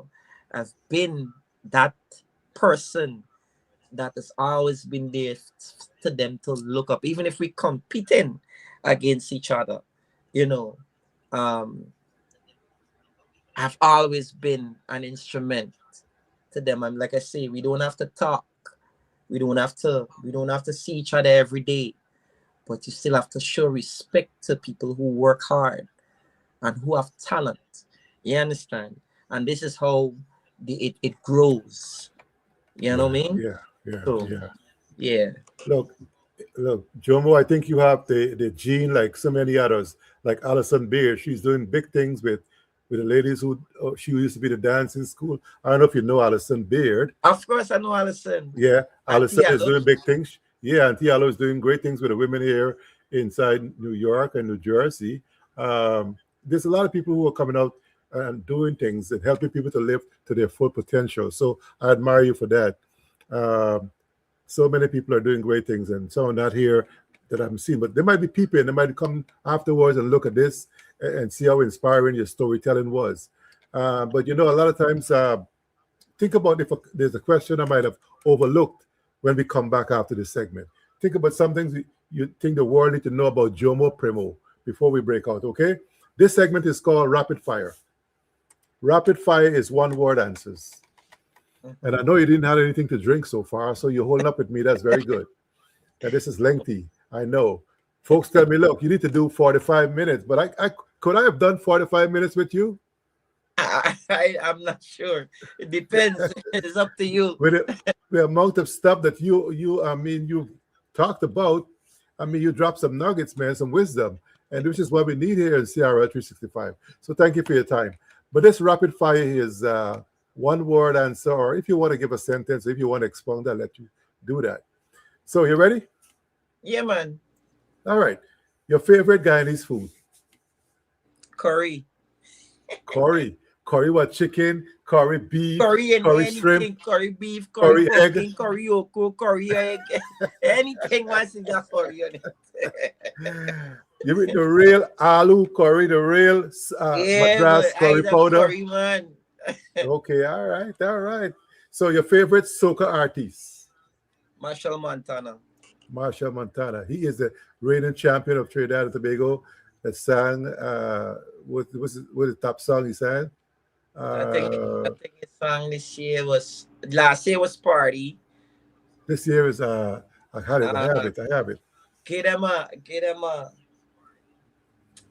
good as your last performance. I can't remember the name, but Yeah, it's a I short know name, the it's a song. one word, I think. I think it's a one word name. Yeah, Yeah. but Marshall Montana. Yeah, I was supposed to talk to his interview his mom, but she got busy on me. But yeah, this is still rapid fire. Your favorite Guyanese artist? My favorite Guyanese artist, I would say, from coming up is Uncle Ezzy Ratcliffe. Ezzy Rockcliffe from the Yoruba Singers. Yes, because So, of history okay, and you know what he has contributed to Guyanese music. You have to give people the flowers and roses when they're around, yeah, and he yeah, is one of those stalwarts, and that is why I would say him. awesome. We'll take that. Your favorite country that you visited? Jamaica, Jamaica, Jamaica. Is it Jamaica. Montego Bay? What area in Jamaica did you like most? King, well, Montego Bay. No, Okay. not Montego Bay. Sorry, Ocho Rios. Ocho Rios, okay. Get a Yes. chance to see the fish under the bridge? Yeah. I've been there. Ah, I've stayed in with in my stint with Barley is 12 years. ah, After that 12 years, I would say I spent living there. I still have unconditional status for Jamaica. I could go nice, and nice. live in Jamaica if I choose to. Awesome, awesome. Yeah. Nice. Jamaica, Jamaica. Most underrated Guyanese musician. Who would that be? The most underrated one. I think the most underrated Guyanese musician is a guy called Vintage because he's a Vintage. very talented. Yeah, he's a very talented artist. But I think he has good vocals. He produces nice soca songs. He's a good writer and everything. But and he's a young artist.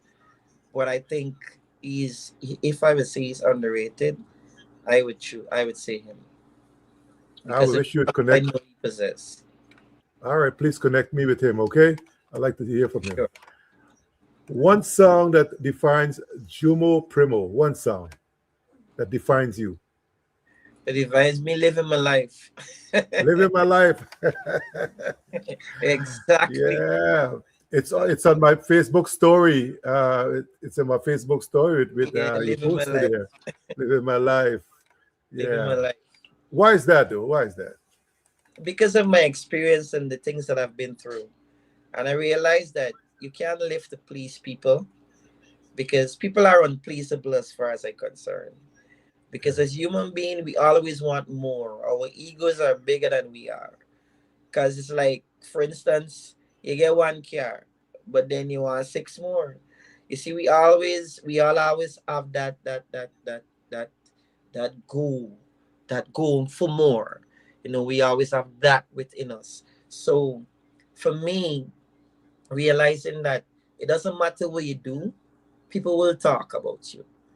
It doesn't matter how good you are to them, they will still turn their back on you. You understand?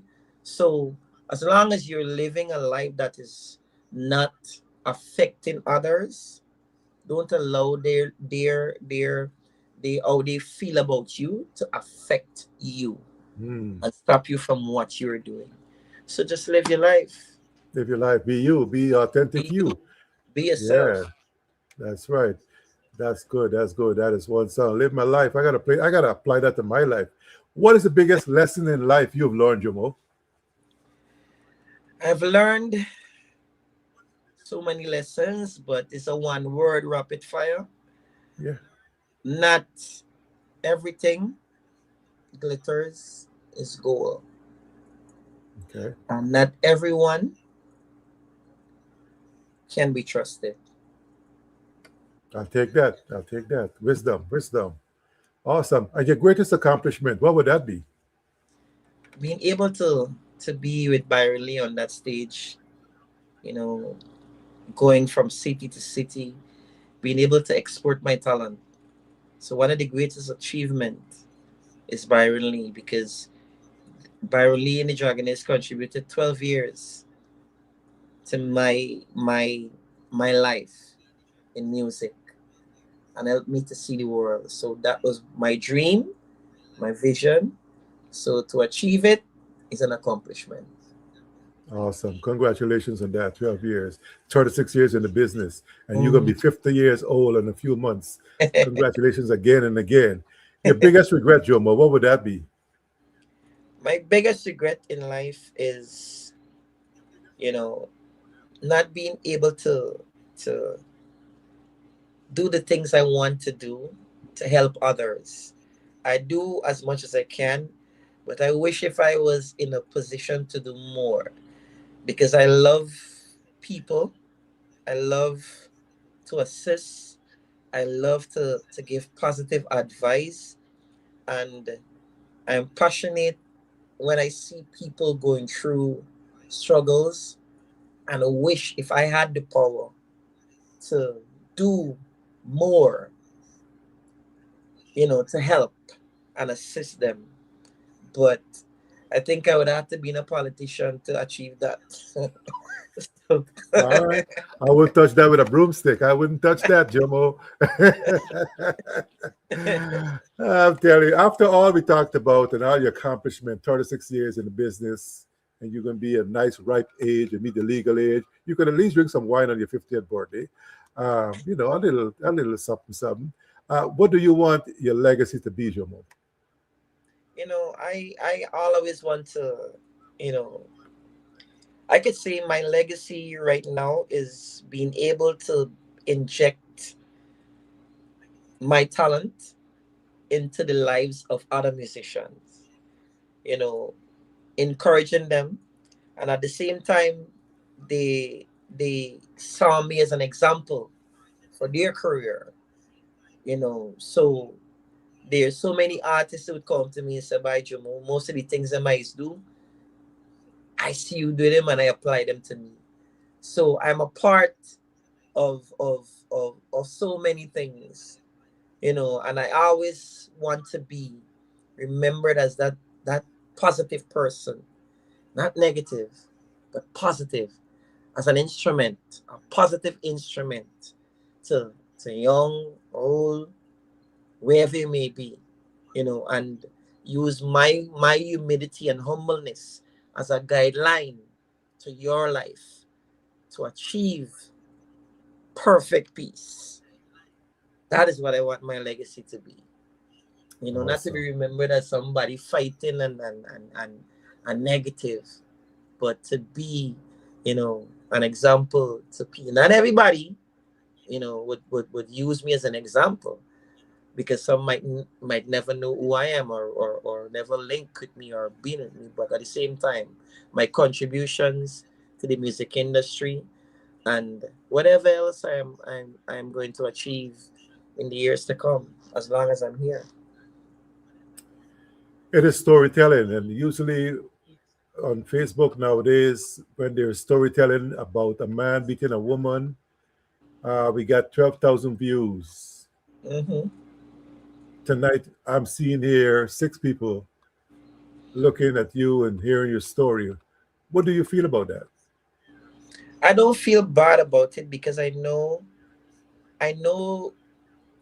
the society we have today. And the good thing about these things is that people are so busy with their lives now.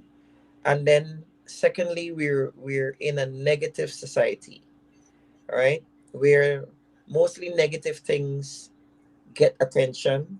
But like I said before, the good thing about these things, it will be replayed, and then you'll find people having the time maybe to sit, because sometimes people don't have the time to sit and look at 4 and 5 hours and all these kind of things. We live in a quick and fast world. You understand?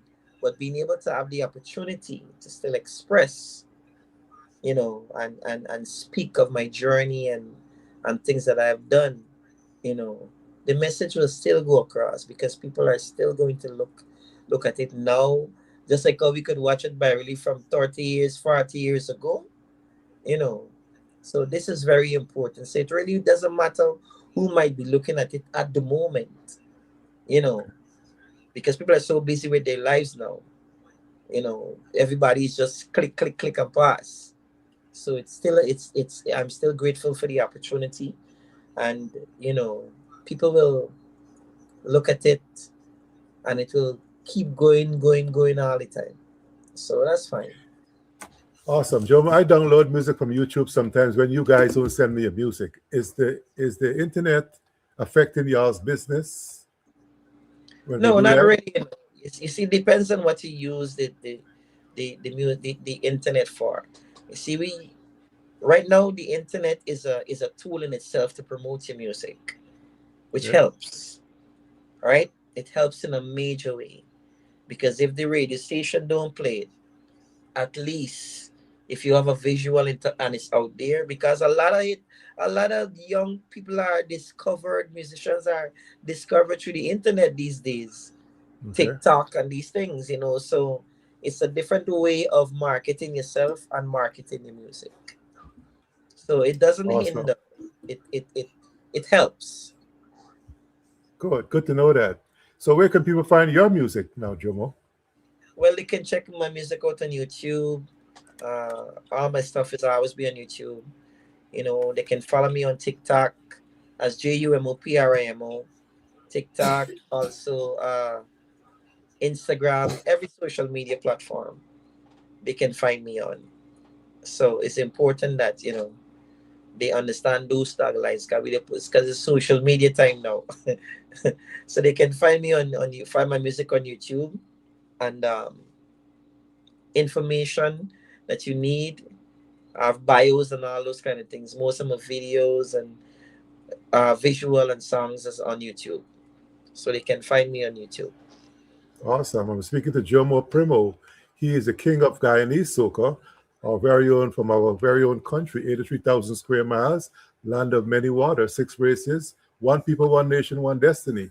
And Jumo, as every interview, we always forget to ask you that important question you think the world needs to know about you. Here's a chance now to tell us what you think I missed, that you think the world needs to know about Jumo Primo. I mean, when I look at it, we on this live about 2 hour and change, and there's so much we have been able to explore. And I think when people look at this interview, because I've never had an interview that like this before, speaking and expressing and going deep down in the box into my life story, and somebody taking the time to give you that time to express and reveal so much about me. So I think one of the things, though, people should know that I'm an approachable person. You can approach me at any time. I'm very humble. um I'm strong on positivity, and you can reach out to me at any time as long as I have the time. I will be able, even if it's a text, even if it's you're going through something and think you need somebody to talk to, you could share a text and stuff like that. I'm an open book, regardless of how busy I may be or what I may be doing. You understand? I'm very humble, and like I said again, I'm an approachable person. You know, you could reach out and have conversations, even by via text, and these is things I do. So that's the reason why now people might know this about me. So I'm, letting people know how they can, get access to me. But it must be positive stuff, you know. I don't really dwell on negatives. at all. Awesome. Awesome. Alison Beard is saying, nice listening to you, Jomo, and working with you in the days. We had fun, she said. Folks are coming in late, like the Samantha Brown, Reverend Samantha Brown, and Bonita Montague. Folks are now coming on in. So I guess they'll go back afterwards, like you said. Dr. Andrea Vanessa Harmon, good night to you. Yulin Fraser and Lyndon Dainty, good night to you. Marcella, good night to you. Raquel from New Jersey, my niece over there, and David Ormanstein. Thank you so much, Kendra McKee and Kelly Harlequin. Thank you so much, Colin Harlequin. Thank you so much, all of you. William Harper, good night to you. And good night to you, GT, the boss. And Glenna Bailey, good night to you, Joy Carell and Malcolm Nelson. Those are the ones I see here. I know you guys might be looking at it, but not leaving a comment, or you might be on Jomo's page. And so thank you so much for coming on and spending your moments with us here. I hope I haven't exhausted you and keep you all beyond your bedtime. But tonight we have heard from a man whose music has become part of Guyana's culture, Guyana's cultural DNA, a true ambassador of soca, a patriot, an entertainer, and a son of the soil. I want to say thank you, Jomo Primo, for sharing your journey with us. On behalf of Forefront today, I am DJ Quinn, your matured mixer, where we lift lids here and we push hope and we bring meaningful conversations to the forefront.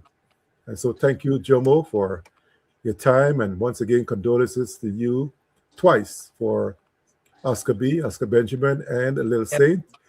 Uh, the entertainment world has lost two good ones. And so Yeah, well, you know, a legend in Oscar, a legend in his own right, and an upcoming artist. But like I said, that can also be a lesson, and we can also cut short our time by not yeah, taking care of ourselves. yeah, I never, people just always say a thing.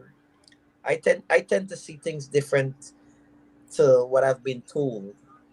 It's like when somebody would say, "When is it time? Is it time?" That may be true, but you can cut short your time. It's like after going, it's like going to gotta go to reach a church, but instead you reach church sometime when when you come. You understand? To do something else other than what you're supposed to be doing. So then you reach yeah. late. You understand? So what I say that to say that we can cut short our time by not taking care of ourselves.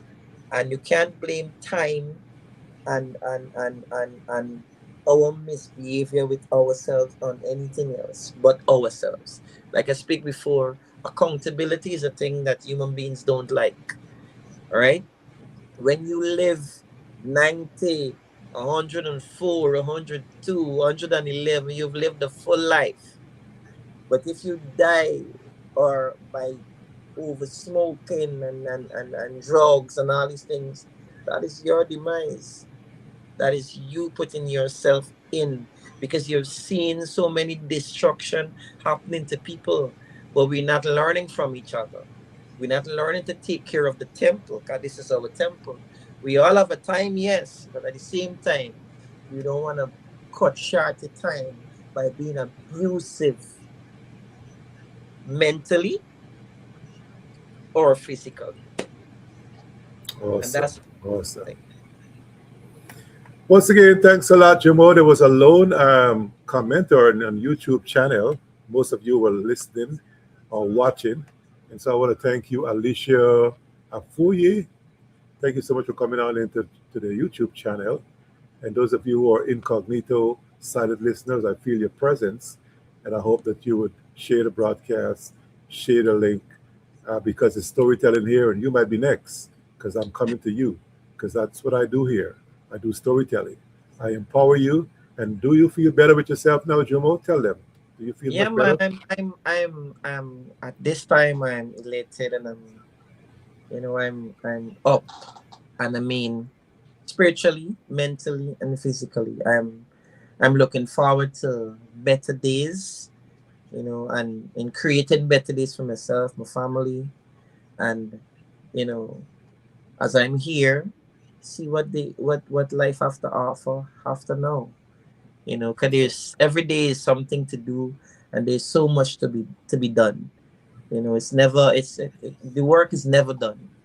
You know, I still Yes, have sir. music to do. I still have studios to see, records to put out, performances to do. So I'm energized about it, and I must say, thank you very much. I appreciate, you know, you reaching out to me, and we can sit down and have this discussion. I know it's lengthy, but sometimes, you know, good conversations can come from 2 minutes nor 3 minutes. You know, and like I said, this is the internet, and this will be played and be viewed long after now. So you've actually done something for me, and I'm, you know, very grateful that you have me on your platform. To your viewers who were here after this lengthy time, you know, thank you. And to those who will actually look at it afterwards, thanks same way. Check out my music on YouTube, TikTok. You know, check out the 592 Bar and Grill page. If you're ever in Guyana, hit us up. And, you know, as we say, stay healthy mentally, physically, and Spiritually. spiritually. All right, until next time, man. Take care of yourself and each other. And all the best to you, man, Jumo. I hope you enjoyed the video. This is where I take my leave of you from Forefront today. Be blessed, be encouraged, and stay positive. Yeah, man, you too. Fine sign two to the world. Raise your flags high. This one is for Guyana, for Mashramani, for Jumo, Primo. Yeah. From Georgetown streets to the world we roam. Bold and arrow and always call us home. Through every season and every stage. Jumo carry Guyana from age to age. Sing for the people, sing for the land, waving the flag with pride in his hand. Through every carnival, every fete, rock like Guyana could never fail. When the drums start beating and the people start moving, every race and every creed, together we believe.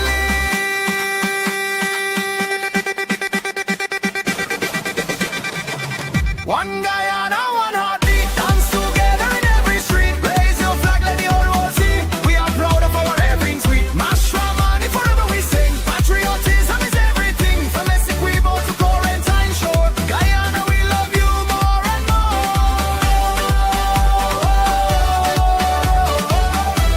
Guyana, we love you more and more.